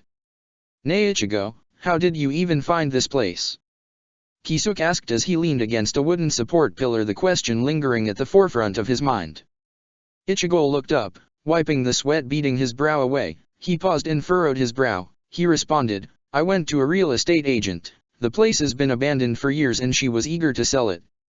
So, I got it dirt cheap as well." The captain nodded his head at the answer before another question occurred, to Benihim's bland amusement, and he asked, "Where did you get the funds from?" Ichigo stared at Kisuke for a moment as if assessing the question, and there was a certain flint to Ichigo's eyes, before he settled on a stack of boxes with a huff and answered, "When I went to speak to Yamji about a week ago, he offered the funds to aid in purchasing the place. Originally I was just going to steal from some rich corporation." He stared at Ichigo, brow raised in mute surprise. Even as he tilted the brim of his hat forward to shade his features, it added to the mysterious aura. It was hardly surprising that Ichigo had received the funds from the Suteiko, or even the fact that the youth had private conversations with the old man. The Suteiko seemed to regard Ichigo as some kind of protege or nephew. Whatever the case, the old man watched over the orange-haired Shinigami, and didn't they all really? What was remotely surprising was Ichigo's nonchalance and blatant willingness to steal the money. For as long as Kisuke had known Ichigo, he had seemed like the sort of man to rebel against whatever causes he denoted immoral. But also, one who believed in the values of chivalry and what was right in general. But that still didn't prepare Kisuke for such a lax attitude towards the act of stealing. "You would have stolen the money, Ichi?" Kisuke asked a touch incredulously. Ichigo blinked, his face painted with confusion for a moment as he nodded and uncertainly said, "Yeah." The scientist studied the youth and shook his head. Leave it to Ichigo to be completely comfortable with stealing. Ichigo pursed his lips at the gesture and commented, "When we were in the war, we did supply runs, and really stealing from the rich isn't a bad thing every once in a while." "Okay, Ichigo, whatever you say." The scientist responded to the youth's story, thoughts vaguely wondering what Ichigo had stolen in the past, and why. How it had come to such a point that the act didn't trouble Ichigo in the slightest. Glancing at the doorway again, Kisuke sighed and levered himself to his feet before padding forward to grab another box. Ichigo followed closely behind with a huff of his own. The captain lifted the two heavy boxes into his arms and re-entered the main portion of the building where they were currently dividing the things Ichigo had bought, or supplies they had brought from the barracks. Most of the supplies from the barracks were those of a scientific nature, mostly tools, and the like. So Ichigo had had the unfortunate job of going out to purchase the furniture and other fixtures. Though thankfully some small things remained in the abandoned shack, most of it unusable. Kisuke said unfortunate when thinking of Ichigo shopping, because of the youth's reluctance. Ichigo just seemed hesitant to even step out the door, and Kisuke suspected it had something to do with their timeline drawing closer to the original point of Ichigo's own timeline. Not to mention the location they had chosen for the shop, one that Kisuke suspected was Ichigo's hometown, if only for the lingering nostalgia about his eyes, which reminded Kisuke. Turning his head over his shoulder to look at Ichigo, Kisuke asked, "Why did we choose Karakura Town as our base of residence?" Ichigo frowned at the questioning gaze turned inwards in thought for a moment before he surfaced, and setting a box down he replied, "Well, it is the location of my birth, and consequently will likely see action in the near future in any case. But additionally, it is the Juriki, where the concentration of those with Ryutsu is highest." And the way for someone to make the king's key is to destroy it. Kisuk finished as he acknowledged that his suspicions regarding it being Ichigo's birthplace were correct. But also, the concerning information correlating to the town's situation with the afterlife. Ichigo nodded a weary sort of cast to his features, but it was gone in a flash as the youth turned and lumbered out to pick up another few boxes. Glancing up at the clock sitting on the wall, an old derelict thing that Kisuk doubted was correct, the scientist determined that it was a good time to take a break. If only on the basis of because he wanted one. "Ichigo, I'm making some tea, would you like some?" The captain called out to the youth. He received a vague shout of agreement in return. Rolling his eyes in amusement, Kisuk dusted his hands off and wandered into the kitchen, which really wasn't his domain. Tessai continued to insist that Kisuk couldn't cook to save his life, but he could manage tea. The rest of the cooking Ichigo could handle, considering the man's skills. There was a lone box resting on the counter, one of the first to have been brought in, and with a sigh, Kisuk pulled a small knife out of his pocket, for opening boxes not stabbing, and opened the box. Pulling out the clay pot, and the matching set of mugs, Kisuk looked over at the sink and wondered if the water had been turned on, because running water was an easily accessible thing, and that was just cool. Deeming it unlikely, Kisuk looked around the kitchen in a slight dilemma before his gaze landed on a rickety old bucket that looked ready to fall apart. Shrugging, Kisuk plodded out to the yard, where the well stood ancient and stooped. Hesitantly he filled the bucket, peering at the water skeptically. It seemed clean enough. After filling the teapot with water, and leaving the bucket in the corner, Kisuk approached another problem. There was no easy way to heat the water, at least without building a fire. Shaking his head, he wondered when the appliances Ichigo had talked about would be introduced. It seemed the shack had been built sometime early in the century they were in, the 20th century?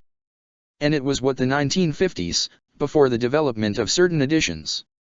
Cupping the ceramic pot in his hands, Kisuk channeled his Ryotsu throughout the solid clay, till thin wisps of steam were drifting from the spout like frost in the afternoon air.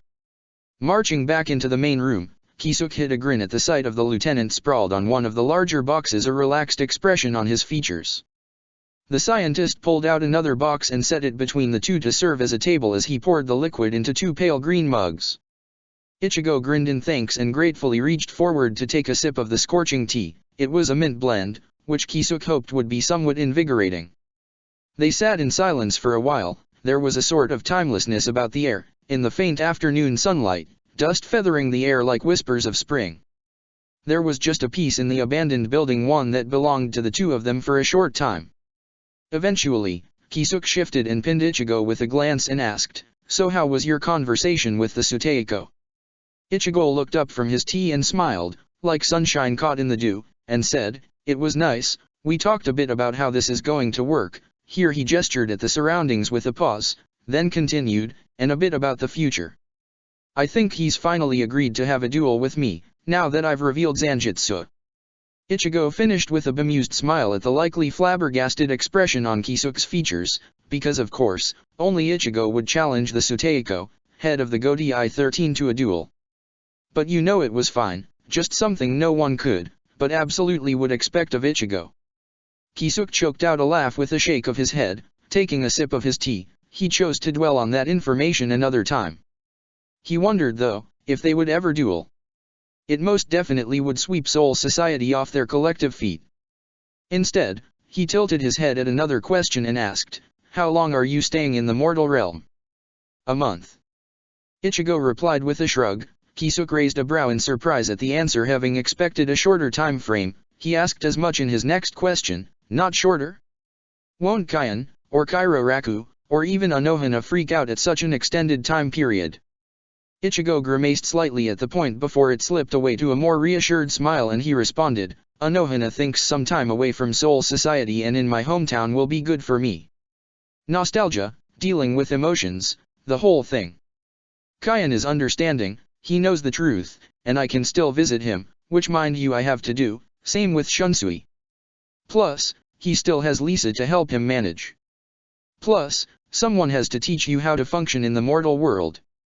What about you, Kisuk? How long are you staying?" Kisuk processed the information with a nod, happy that Ichigo was able to escape from Soul Society with the consent of his captain, and Kaion, who was probably the most overprotective when it came to Ichigo. Thinking over the lieutenant's question, and how yes, the older Shinigami would most definitely be depending on Ichigo to learn how to function, Kisuke let out a slightly aggrieved sigh and responded, "I'll probably stay for 2 to 3 months, but I sort of wish that I could stay forever. There's just so much to see and learn, and it's peaceful here in a way the barracks are not." Ichigo nodded his sympathy before a shudder passed over him and he responded, "But then Mayuri would be in charge of the division." Kisuke shuddered at the thought. While his third seat was certainly intelligent, he often strayed the lines between moral and immorality, a sort of mad scientist, though Kisuke was certainly guilty of the notion himself. Kisuke at least knew what was right and wrong, and how to hold himself back. If Kurotsuka became captain, which he would likely do so over Hiyori, who just wasn't suited to the position, then the division would see significant changes, hardly any of them positive. Still, Kisuke bemoaned with a sad tilt of his head. Ichigo laughed faintly and flicked the scientist's hat and said, "You're already likely going to be staying for half the year, right? Besides, Tessai will also be here, along with the other roster of Shinigami." "There's a roster now?" Kisuke asked, acknowledging Ichigo's point with a nod and sip of his tea. He would likely spread his time out evenly between the two realms if only to make sure Mayuri didn't destroy the barracks along with Hiyori. That and his remaining duties as a captain. Still, the knowledge of a roster of Shinigami was new. From what Kisuke had understood before, it had just been volunteers from each division who would stay for a month. I think 2 to 3 Shinigami were picked from each division, and it's supposed to be, there's one 12th division member at all times, and one 4th division member. Then 1 to 2 others from different divisions. And I think there always has to be a captain to third seat present, for safety measures. Kisuke nodded, though the words were certainly a confusing jumble. He got the basic idea of how it would work. It was a system Ichigo and Kisuke had worked out, which had then been brought to the Suteiko. It would allow for greater cultivation in Soul Society, and the development of their own society if a wide variety of members were able to experience and learn about the mortal realm outside of patrols. It would also provide a base of operation for divisions on patrol or Shinigami in need. They settled once more with their tea, Kisuke refilling the mugs as outside daily life passed them by. Ichigo across from the captain furrowed his brow in thought, biting his lip as if hesitating to share with Kisuke. Curious, but knowing that pushing Ichigo wouldn't gain anything, Kisuke shifted and settled patiently in his seat. "I was contemplating bringing an idea to the Suteiko," Ichigo finally stated in the silence, peering at Kisuke from over the lip of his mug. Kisuke always found that gesture slightly funny and endearing. Instead, he nodded, leaning forward to rest his head on his palms. He asked, "Oh. Well, if the inclusion of the Espada does happen, I was thinking it would be wise to invest in the creation of a 14th division, for both the Espada and Vizard. Sort of like a special task force." "But..." Ichigo trailed off, gaze searching the liquid inside his cup for an answer. Kisuke considered the proposition with a touch of surprise. It was an interesting one, with sound logic. But Kisuke could also sense some argument against it. For one thing, the sense of unity they were trying to achieve by allowing the Vizard to remain in their former positions within Soul Society before the incident. "But..." Kisuke asked, waiting for the youth to finish. Ichigo shrugged his shoulders and continued, "But I think the way we have the Godi 13 structured right now is pretty decent. I mean, yes, there is quite a bit of mess, but the way we have it now, all of our power is consolidated evenly between the 13 divisions. Whereas if there was a 14th division, much of the power would filter into that division. In my original timeline with the loss of the Vizard, the Godi 13 struggled frantically to fill those empty positions, and we were left with captains lacking experience. So, as it is right now, the Godi 13 are vastly stronger than in my original timeline's current state of affairs." The scientist hummed at Ichigo's statement, acknowledging that both points were well thought out. It was indeed an interesting concept to consider. Especially in comparison to Ichigo's original timeline, where the Vizard incident had occurred in a very different manner, and the power balance of Soul Society had fluctuated greatly. I think both choices have positives and negatives. But as the way things are now, I would wait and see how the Espada are received, and from there decide on whether a 14th division would be positive," Kisuke suggested after another moment of thought. Ichigo grinned his thanks, eyes bright beneath the fringe of orange as he took another sip of tea, draining the cup. Idly the youth's eyes strayed to the boxes and the sunlight beginning to fade in the sky. Kisuke could almost sense the youth's train of thought and really did not want to get up and finish unpacking. We should probably start assembling some of the furniture, at least it's not IKEA. Ichigo suggested with mirth and mischief dancing along his features. Kisuke sighed and silently lamented old bones, to Benihim's amusement before he propped a brow at Ichigo, ending reference. IKEA? The scientist asked. Ichigo blushed faintly, and ran a hand through the back of his hair before he shrugged and replied, right, they're just getting established, future reference. Oops. Ichigo didn't seem concerned about the slip, and it brought a warmth to Kisuke's chest as he picked up the teapot, and Ichigo darted in to bring the mugs to the kitchen sink for washing later. Idly turning to Ichigo, Kisuke commented, we'll need to see about getting the water running. And other appliances. Ichigo nodded with a grin before he paced back out into the living room, a familiar knife in his hands. He hadn't even felt the brat pickpocket him. Kisuke wondered where Ichigo had picked up the skill as he followed the youth and settled beside the largest box in the room, already being torn up. It was so strange and left excitement briefly flaring through his veins at the thought of what the old building would become. Filled with furniture, maybe a training ground underneath, a lab for experiments. It left him giddy, and Benihim content at the back of his mind. A set of manuals was flung his way, pulling him from his thoughts, and Kisuke wondered if whatever they were building would actually remain standing at the end. Ichigo beamed at Kisuke from the other side of the box as if sensing his thoughts, and Kisuke knew it would turn out somewhat alright. X. Chapter 40, Aspect Abund. X. Ichigo, wake up. Ichigo. Wake up. Now, or else I'll fetch Kion. The orange-haired lieutenant jerked awake at the threatening voice, waking from a mostly murky dream of whispers and the homey smell of Yuzu's cooking. Lifting his head from where he had been enjoying a nap on his desk, Ichigo blearily blinked at the heavy afternoon sunlight filtering in through the blinds, as if a messenger itself of unfortunate news. Running a hand through his hair, Ichigo turned his attention to the door. Where a familiar, and sometimes completely unfamiliar, midget hovered, arms crossed over her chest, a frown decorating her features. Leaning back in his chair with faux nonchalance, Ichigo raised a brow in question, wondering why the 7th, 8th, seat of the 13th Division had elected to visit the 8th Division. Especially considering that last Ichigo had checked, Shunsui was having tea with Jushiro, and Lisa was out with Rangiku and Hiyori for some Shinigami Women's Association business, and he wasn't afraid, not at all, at that thought. Rukia huffed, the frown on her features deepening before she stepped inside the office and glided forward till she was in front of Ichigo's desk, which was cluttered with paperwork and an eclectic mix of notes and spindly-bound novels. He did not discreetly survey the young Kukaki, taking in her features, the life in her eyes as he idly fiddled with Zanjutsu's hilt at his waist. So, what brings you here to my lovely corner of Soul Society, Rukia? Ichigo asked center, earning a bland stare from the raven-haired Shinigami, though there was some fondness behind the gesture. Rukia pursed her lips for a minute before she responded, a captain's meeting has been called, and it was requested that lieutenants were to attend. The lieutenant furrowed his brow at the knowledge, a small pout filtering onto his features as he thought of the dull monochrome affair of their meetings. They were usually just as dull as the paperwork the upper echelon were required to fill out. Do I have to? Ichigo asked with slumped shoulders, knowing he sounded like a young child, but not possessing the energy to care for it. Rukia rolled her eyes in light annoyance with a shake of her head before a wicked and achingly familiar grin slipped across her lips. It was a grin that had always pervaded certain gestures from the midget that left Ichigo scarred or fearful depending on the circumstance. Kion sent me to fetch you, Ichigo, and he threatened that if you didn't come he would make you sit through one of the council sessions with the elders. Kiriraku Teiko also sent me with words along the lines of sleeping lieutenants, and paperwork. The orange-haired Shinigami groaned faintly, though it was belied by the amusement flashing in Rukia's eyes. Making no move to remove himself from the vicinity of his desk, Ichigo leaned back content to wait a few more minutes before he made his way to the 1st Division. It wasn't like he couldn't be there in seconds.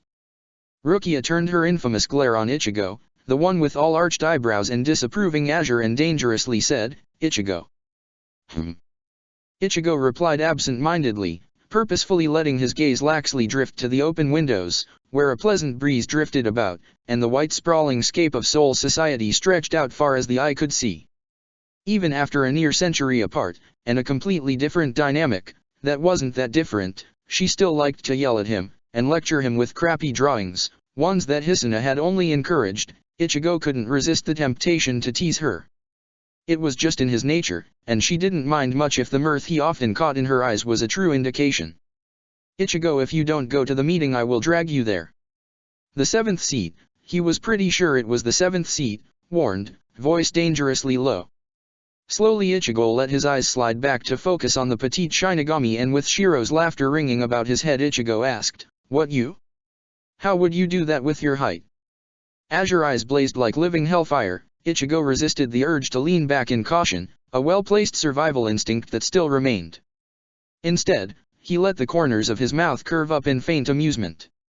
The midget looked like she wanted to punch Ichigo, that or pull out Sode no Shirayuki and run Ichigo through with the cool blade. He suspected the only reason she didn't was that she wanted him to at least look presentable at the captain's meeting. That and actually get there on time. Instead, she gritted her teeth, hands balled into fists at her sides, and warningly ground out, "Ichigo." Raising his hands in deference at the tone that even now sent shivers curling down his spine, Ichigo rolled his eyes, sighed and placated the younger Shinigami. Fine, I'm coming." Heaving himself from the small desk, Ichigo caught the dissipating fury fade away on Rukia's features, replaced with long-suffering resignation and a hint of amusement at Ichigo's games. Nodding to herself, the young Kukaki straightened imperceptibly and turned from the room with a Kukaki flourish. She began leading Ichigo out of the building as if she expected him to run away, a veritable concern. The lieutenant thought it humorous how Rukia shifted from a prim and proper Kukaki, all abiding by the laws, to a familiar brat, who was more than happy to squabble with Ichigo, or beat both Kaien and him upside the head. Speaking of brats, a mischievous grin settled onto his lips from behind Rukia as they stepped out into the courtyard. The afternoon's warm sun immediately felt in their all-black uniforms. Tapping Rukia on the shoulder, Ichigo darted ahead to the exit in a half-paced flash step and called out, "I'll race you there, Rukia." Ichigo darted away, the distant sound of Rukia's protests growing faint, as he easily crossed over the terracotta tiling that formed the roofs of the buildings of Seoul society. Stopping in front of the First Division, Ichigo received a few surprised and amused glances from the division members idly strolling about the barracks. Briefly, Ichigo caught an amused glance from Shinji as the blonde entered, Hiyori hot on his heels, their squabbling ringing throughout the courtyard. Pretending to check a watch on his wrist, Ichigo glanced around the streets of Serieteti, wondering if Rukia would follow him just to ensure that Ichigo did actually make it to the barracks. He honestly wasn't that much of a slacker, and didn't return to the office after she left. Or like a sensible person might, she probably had returned to her division to help manage the normally monstrous amounts of paperwork. Obviously, Ichigo remarked to himself as Rukia landed in the courtyard, flashing him a heavy glare. Rukia Kukaki was not a purveyor of sensibility. Gaily waving his fingers in greeting, Ichigo slouched against the wall behind him. As the shorter Shinigami fixed the lieutenant with a piercing stare, it was slightly less intimidating considering she was on the balls of her toes to look into Ichigo's eyes. With a huff, Rukia rolled her eyes and made a shooing motion in the direction of the barracks where Love and Rose were standing, watching their interaction with clear amusement. Ichigo slouched and received another glare for the action. Shaking his head in amusement, Ichigo flashed Rukia a fond smile, reached down to ruffle her hair, earning himself a swat and a grumble. Laughing, Ichigo turned and entered the gate, throwing a last wave over his shoulder and a parting call, "Stay safe, Rukia." The young Kukaki said nothing audible in return, though Ichigo could hear indiscernible mumbling as he passed through the gate and glided over to the two captains, amusement clearly written on their features. "Enjoy the show, did we?" the orange-haired Shinigami asked with a grin as the three turned to enter the ornate division. Love chuckled, that low bass that was like the deepening hearth of a forest, and hummed his agreement and commented, "Course gotta love watching the fights between you and the Kukaki brat Ichi, they're always amusing, sort of nostalgic." Ichigo laughed and shook his head at the answer, flashing a roll of annoyance at the suggestion of Ichigo and Kaien being the same when they were younger, which was partially true. Turning his attention to the blonde, Rose flashed Ichigo a thin amused smile and curled his fingers into a vague dramatic gesture that Ichigo interpreted to mean something along the lines of course. Do you two know what the meeting is about? The lieutenant asked, rubbing at his arm wherein an old scar was bothering him. The two captains traded a look, before following with simultaneous shrugs of unfound knowledge. Ichigo shook his head and lowly remarked, "Great, glad to see we have our priorities together." Rose's musical laughter drifted on the air, as Love reached over and patted Ichigo on the back in a friendly manner, though perhaps a touch too forceful. Smiling at the two, Ichigo followed them as they entered the main meeting room, slowly walking over to Kairaku, who was trading glances and raised eyebrows with Yukatake. Catching Byakuya's eyes where he stood in the formation of captains, Ichigo flashed his friend a quick grin and waggle of his fingers, before he fell to the shadows, pacing to where he could see Lisa's lens catching the light. Idly as he surveyed the room once more, he noted the lack of a familiar blonde scientist and acknowledged with some amusement that Kisuke was likely in the human world again, and thus the chilling presence of Mayuri. Lisa flashed Ichigo an amused grin as he came to a stop beside her, slouching behind their captain. He winked at her in the darkness of the meeting room. It always seemed half-lit. Ichigo thought it was for dramatic effect, and quirked a brow before pointing to Rangiku. Confusion passed over his fellow lieutenant's features, so Ichigo repeated the gesture. Lisa grinned and flashed Ichigo a low thumbs up, eyes bright behind the red frames of her glasses. At that moment Shunsui looked over his shoulder at his two lieutenants, flashing a small warm smile in Ichigo's direction and a grin in Lisa's before he returned his attention to Jushiro. As Ichigo was about to engage Lisa in another riveting conversation of hand symbols, or daring whispers, the doorway to the Suteiko's office opened with a soft whistling sound, speaking of well-oiled hinges. The old man stepped out, to the hush of silence, followed by his lieutenant and the heavy tap of his cane upon the floor. Ember deep eyes roved over the collection of lieutenants and captains, with an old pride and warmth, like the old man was gazing at his family, and Ichigo thought he sometimes saw it that way. Once the noise had died down, and the nervous shuffle of cloth had stilled, the wise eyes of the Suteiko peeked out from under his brows peripheral and he slammed his cane to the floor with a certain sense of formality. Ichigo had a strange feeling of what the meeting was to be about, gaze drifting over familiar features, but he was curious nonetheless. I have called this meeting, as it has been reported that a hollow of unknown strength has appeared in the mortal realm. It has already claimed the lives of 5 Shinigami. The Suteiko stated, pausing as nervous whispers and mutters broke out between the collection of Shinigami. Ichigo furrowed his brow, wondering at the existence of the creature. He had always supposed that when it came time for his hind to meet Masaki, it would be through a normal trip to the mortal realm, and not through Shiro's intervention, the Shiro of Aizen's creation. Though perhaps it was not Shiro? The question also remained of how a creature of such a nature had come into existence when, as far as Ichigo knew, Sosuke had been keeping away from large holification experiments. Not to mention the fact that Aizen wasn't really the sort anymore to create something of that nature, at least not without gushing or boasting. Glancing over at the lieutenant, mauve in the shadows of his captain, Ichigo was certain he caught a flash of guilt in cunning ember orbs. But whether the creation was of Sosuke's nature lingered at the front of his mind. In any case, there was a hollow of greater power running freely on the streets of Karakura. He acknowledged with a weary sigh that it was exactly what he thought it was in the end, because fate liked to play the same hand over and over again. And the timelines really were drawing close together once more. Asen's soothing presence washed over Ichigo, lightening some unfelt burden that settled on his chest. We need an experienced and capable captain dispatched to deal with the creature. The old man continued, the silence of the room deafening and serious. Glancing across the room at the long lines of parrying black and white, Ichigo caught the features of his uncle, father in another life. Stern and serious, rife of his usual jovial good-heartedness that hung about him like an armor. He held the breath in his lungs, wondering if another would step forward and change the timeline. If the head of the Shiba clan would remain in line, it would throw off the balance of Ichigo's plans, and at the same time prove the dangers and consequences of his travel through time. If his hind did not step forward and take the mission, then Yuzo and Karen would never be born, and his old man would never meet Masaki. I will take the mission, with your permission, head captain. Ishind's familiar voice rang throughout the vastness of the meeting room, like the fell executioner's blade finding its mark, as the strings of fate wound themselves together once more. The captain stepped forward, pivoting to face Yamamoto with all the poise of a true leader. The Suteiko considered the clan head, gaze briefly flickering to Ichigo, Catching the orange-haired Shinigami's eye, he nodded imperceptibly. And in that moment the old man seemed both infinitely older and relieved of some great burden. "Very well, Captain Shiba, you will depart for the mortal realm a week hence," the old man stated in the contained steel-tightened silence that was wound like wire around Ichigo's chest. It was a strange mix of fear, anticipation, and excitement at what was happening. How close they were drawing to the timeline, the grand cascade of events that would sweep Soul Society as the greatest storm it had known. His uncle, father, nodded, spine straight, head held proud. He returned to the twin lines.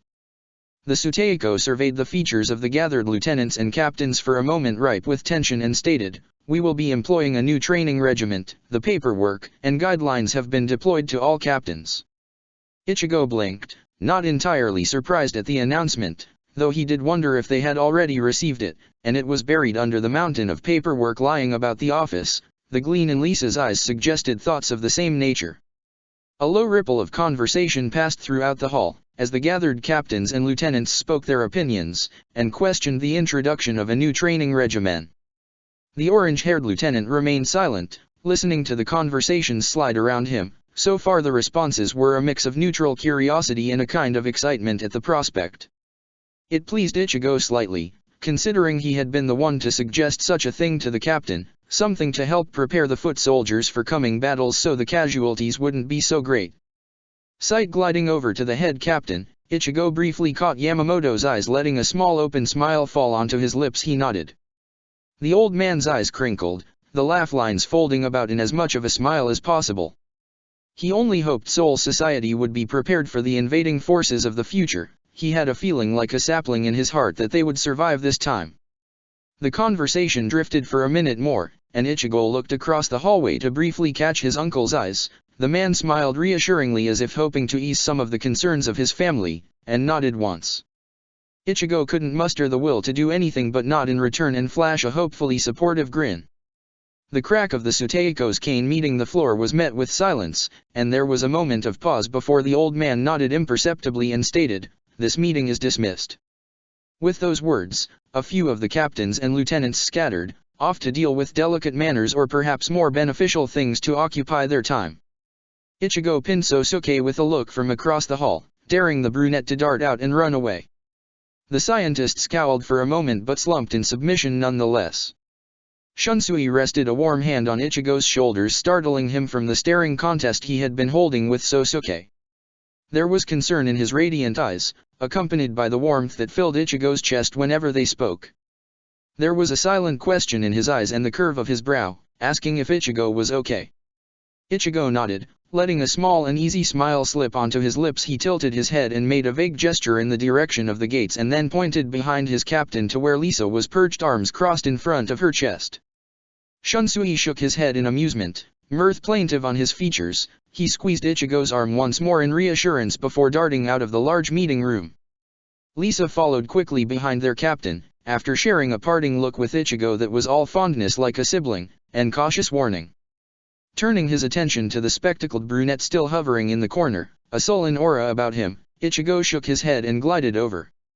Sosuke glanced up as Ichigo approached, lips tightening before his expression relaxed, and Ichigo could catch familiar emotions in the scientist's eyes. With a nod the two began to walk out of the first division, because hey, it was a lovely day. Dully Ichigo could feel Shinji's keen eyes drilling a hole into the back of his skull. He let it be, knowing if the captain really wanted to know he would follow them, that or approach, read corner, Ichigo later. Ichigo preened in the sunlight as they exited the first, basking in the warmer temperatures compared to the slight draft of the large meeting room. Sosuke flashed Ichigo an amused glance, one full of mirth as they paced along the streets, just two Shinigami walking about, definitely not conversing about illegal topics. "So, did you create the hollow?" the orange-haired Shinigami questioned casually, hands easily resting at his side. He had no use for light conversation, and it was never to be said that the Shiba family weren't blunt. Sosuke glanced up a touch startled, though he hid it well behind the hulking glasses balanced on the bridge of his nose. The scientist let the silence be filled with thought as they continued to glide down the street, slowly angling towards the 5th division. "No," Sosuke announced softly in the empty streets of Serieteti. Ichigo cast the lieutenant a smile, pleased that Aizen hadn't decided to embrace his inner med-scientist megalomaniac, though there was nothing wrong with that. Well, yes, there was. Catching his friend's eyes, the orange-haired lieutenant raised a brow in question. Sosuke blanched, visage temporarily paling, and Ichigo sighed, though it was more the sigh a parent casts when they know their child has misbehaved in some way. Though Ichigo supposed it was of a very different manner, Sosuke was his own person after all. I was exploring some of the abandoned labs, and one of the creatures escaped. They're just so interesting, the research notes. I mean, they're twisted and vile, but there's also ideas there as well. Like one note detailed how one might perceivably use a Zanpakuto to render a soul split in half. The lieutenant said, starting off hesitantly before picking up speed, a kind of frantic excitement to his eyes, one that Ichigo saw between the two scientists far too often. Ichigo couldn't even feel aggrieved that Sosuke had released the creature, not when the man still possessed a moral code, and simply far too much curiosity. Still, he wondered at the nature of the hollow. Was it of the same nature of Shiro, or something of a different species altogether? Are you mad that I didn't tell you, Ichigo? His friend questioned, and Ichigo belatedly realized he had been quite apathetic in his musings. Flashing the lieutenant, the barest curve upwards of his lips, he shook his head and responded, I'm not mad, a little disappointed, but not mad. It's really quite funny how fate works out though, Sosuke. The scientist winced a bit at Ichigo's words of disappointment before keen eyes were picking apart the second part of his sentence with a wide eagerness that reminded Ichigo of a young child. Sosuke glanced back furtively in the rough direction of the 10th and back at Ichigo for a moment before he quirked a brow with a soft knowing smile. Ichigo nodded and the other lieutenant grinned, a sort of relief that his mistake wasn't too grave. Before they could discuss how the timeline had aligned itself of its own accord, a pair of arms slung around Ichigo's neck and exasperated to his neck, yelling, Strawberry! He supposed it made sense that Yachiru had gravitated to Ichigo once again in this lifetime, if only because of his hair, but he sighed nonetheless and swung the youth over his head, holding her easily on his shoulder. Yachiru looked only the age of about a young child, maybe 5, but it did nothing to diminish the bounciness of her personality and the bright pink of her hair. Sosuke laughed softly at Ichigo's side, fond affection at the scene ligned in his voice. Oichi finally picked up a child, did we? A familiar drawl sounded behind Ichigo and he turned to catch a face full of grinning teeth stretched like a Cheshire smile. Shinji was leaning casually against one of the nearby buildings, half shaded in shadows just for dramatic effect. Ichigo just flashed a wide grin, neither denying nor accepting the statement, even as he attempted to make peace with the fact that he would most definitely not return to his division anytime soon. Yachiru giggled in Ichigo's arms, and the blonde slunk forward to perch beside Sosuke, sending his lieutenant an amused glance at the thinly veiled irritation splicing the scientist's features. He wondered when Sosuke was finally going to make the transfer to the 12th Division. He assumed it was a matter of pride. So, what were ya two lovebirds chatting about over here? Shinji asked as he slung an arm around Sosuke's shoulder, grinning at the blush that faintly colored his lieutenant's ears. Ichigo just shifted Yachiru in his arms, wondering if Kenpeki was even anywhere nearby, as he rolled his eyes in fond amusement at Shinji's prodding, and responded, conspiring on how to deal with annoying blondes. Shinji faked hurt, grasping dramatically at his chest, earning a look of weary disbelief and a faint grin from Ichigo. Before he could detail how they were advancing their plan, Yachiru tugged at his hair and Ichigo pulled a piece of candy he kept on hand, one should always be prepared, out of his pocket, handing it to the pink-haired girl with a grin. He received twin grins for the gesture, and Ichigo lamented that his reputation would never be the same, not that it had ever been excellent. As if sensing his thoughts, Sosuke chortled softly, and Shinji devolved into full-blown cackles, eliciting laughter from Ichigo's own lips, and glee from Yachiru's. Their collective laughter drifted high into the streets of Seoul society, echoing the light summer breeze. Ichigo pretended to search the area in a kind of distant daze, eyes taking in achingly familiar buildings, ones that had been part of his daily life, 15 years of his life. The grocery down the street that Ms. Akamai ran and who always gave candy to Yuzu and Karen, his high school and the roof where he had eaten more times than he could count with his friends, and where he had taught Rukia how to use a juice box. Rukia, who was alive, and already a member of the Godi I-13.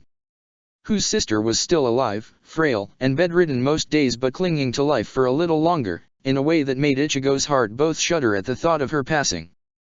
He admired her perseverance to take care of Rukia and Byakuya. The same Shinigami who had introduced Ichigo to the realm after death, in a smooth glide into his room through the window. He firmly avoided the area he knew the Kurosaka clinic to be in. His home, or what once was. As much as Anohana had advised Ichigo to visit Karakura, embrace the nostalgia and dull heartache, see it all again, on his first visit to the human world in centuries. Ichigo had avoided his old home then. There had just been too much raw pain at the time, and too many memories in the small building that had been his home. Now Ichigo wasn't so sure if he could handle it, but he didn't believe that it would incapacitate him. He could try.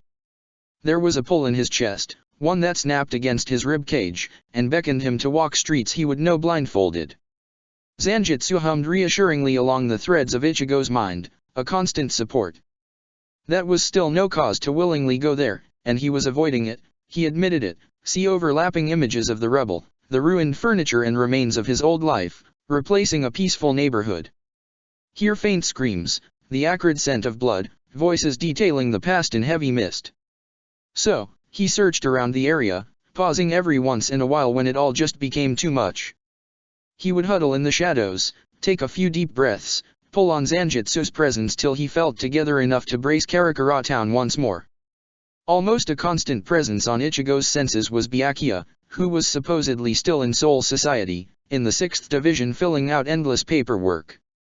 It sent a curl of warmth that his friend had come with Ichigo to the human world, not even knowing the true circumstances, and the guilt ate away at Ichigo each night, as he thought of how his best friend was one of the few people he was close to that didn't know, but he would know soon enough, had ventured forth anyways. Having seen some pulling danger in Ichigo's eyes as he had stood at the shoji gates, asking in a faint barely there whisper. The lieutenant could also feel their presences, together now, even amongst the hundreds of other presences cloistering about the city. He could feel Hine's fire, burning to protect, and Masaka's, her gentle nature, and the own fire of her soul. It ached something deep inside of his chest, but it was a shifting ache, one of happiness at their meeting, and the expected loss, still fresh after years, but also tempered at the same hand of time. Landing on one of the largest skyscrapers within Karakura town, Ichigo perched on the edge, gaze looking out over the sprawling city, reminiscent of his inner world, or perhaps it was the other way around, though lacking the torrential downpour, or budding greenery.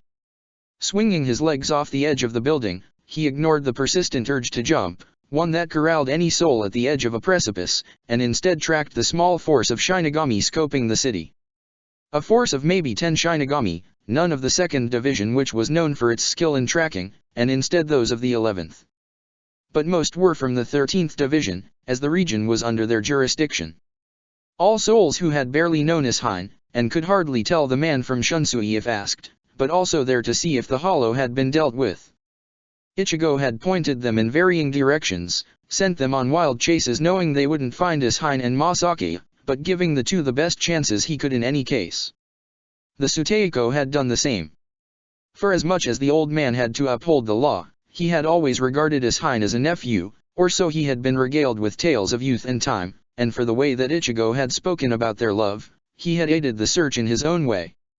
It left a kind happiness sitting lightly on his shoulders at the thought, and care of the old man, even beneath his somewhat gruff exterior.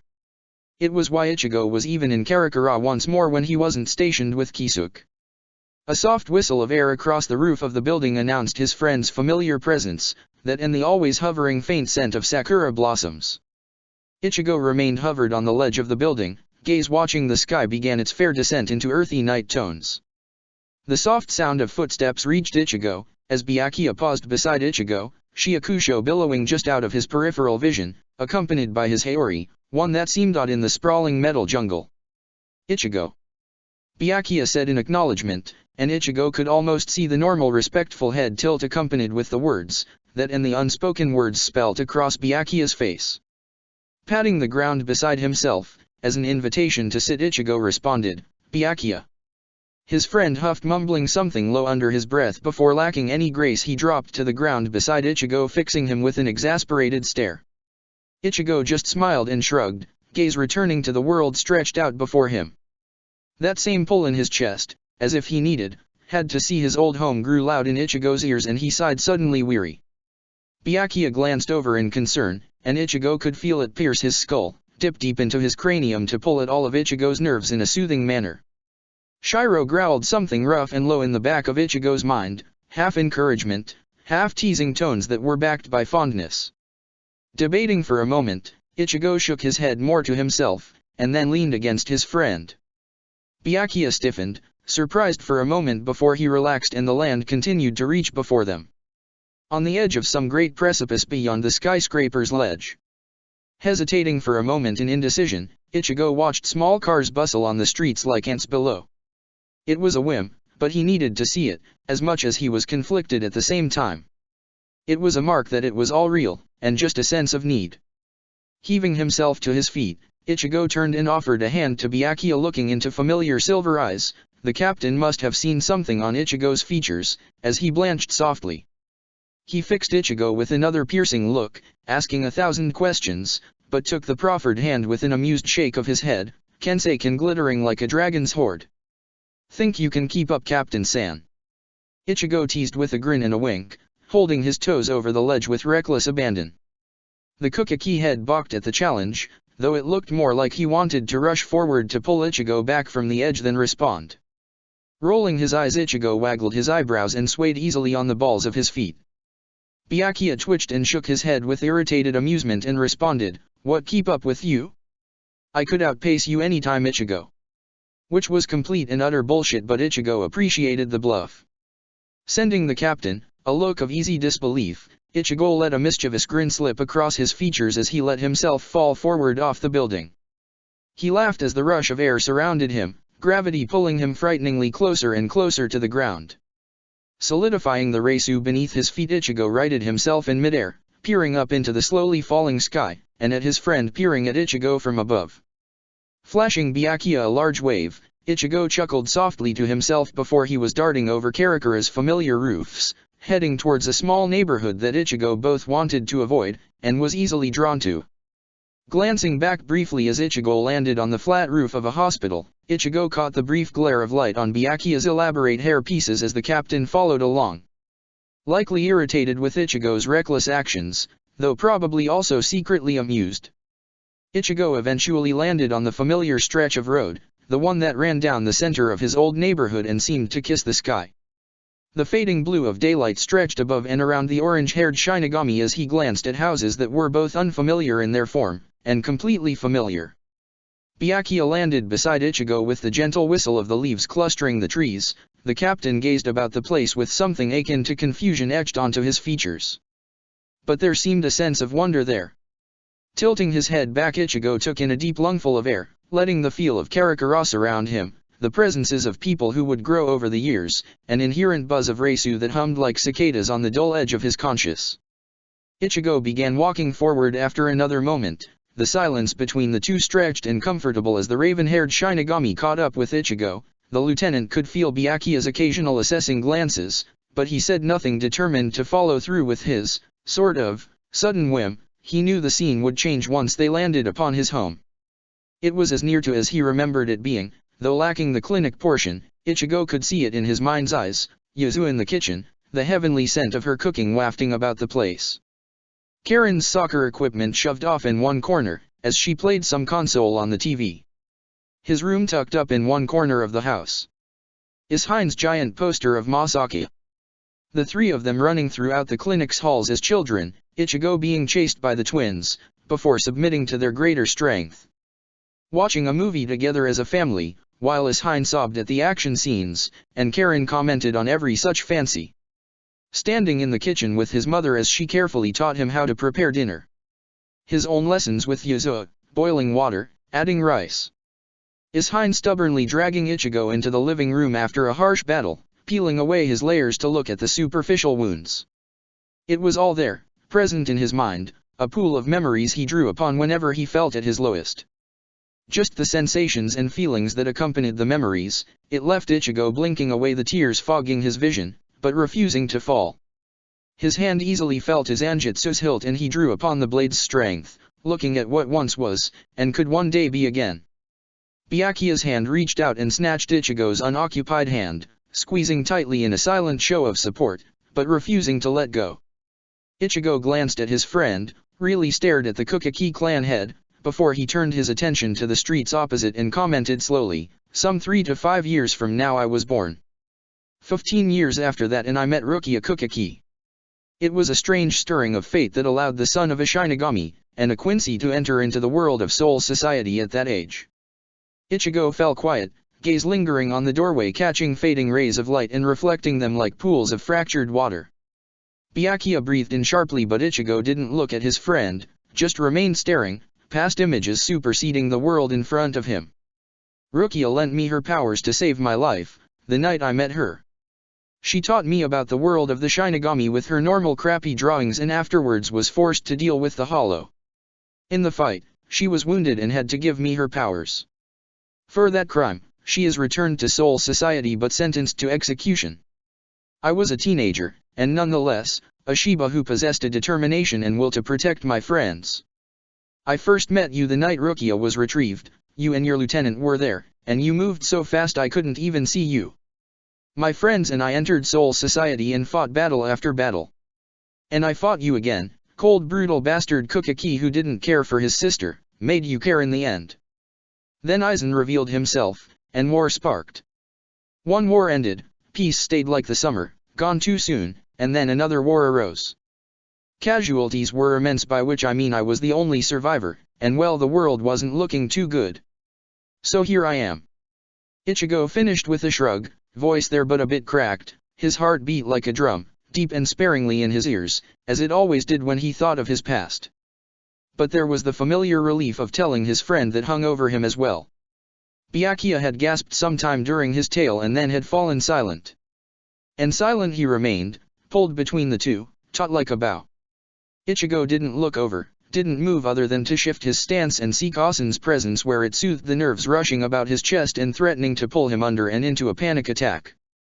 Shiro helped smooth back the memories, leaving Ichigo to stare at the small soon-to-be clinic in reminiscence. Ichigo. His name again, like the sound of the early tides, open with so many emotions that Ichigo could hardly sort through them all as he turned to look into Byakuya's eyes. There was a great storm there, one that roiled and crashed greater than any natural disaster. Relief, fear, confusion, loss, grief, and anger, it stretched on and on, flickering like lightning from one thing to the next. Byakuya's hand still clenched firmly in Ichigo's own, tightened another fraction, looking about the place, the familiar buildings one last time. Ichigo decided, not here. He glanced up briefly into the captain's face once, before he looked away and pulled his friend forward, over the rapidly blurring landscape. The grass decorating the hill was burying itself in weak shades of green and night-patterned darkness as Ichigo landed the two in a cluster of trees perched to look out over the sprawling curves of shadowed stone.